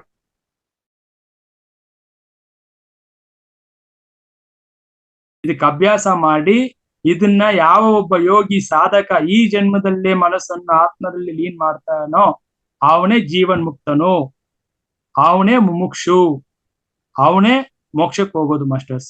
ಇದನ್ನ ಇಷ್ಟು ಹೇಳ್ತಾ ನಾನು ಮಾತುಗಳನ್ನ ಮುಗಿಸ್ತಾ ಇದ್ದೀನಿ. ಅವಕಾಶ ಕೊಟ್ಟಂತಹ ತಮ್ಮೆಲ್ಲರಿಗೂ ಹೃದಯಪೂರ್ವಕವಾದ ಧನ್ಯವಾದಗಳು masters. Thank you thank you thank you thank you.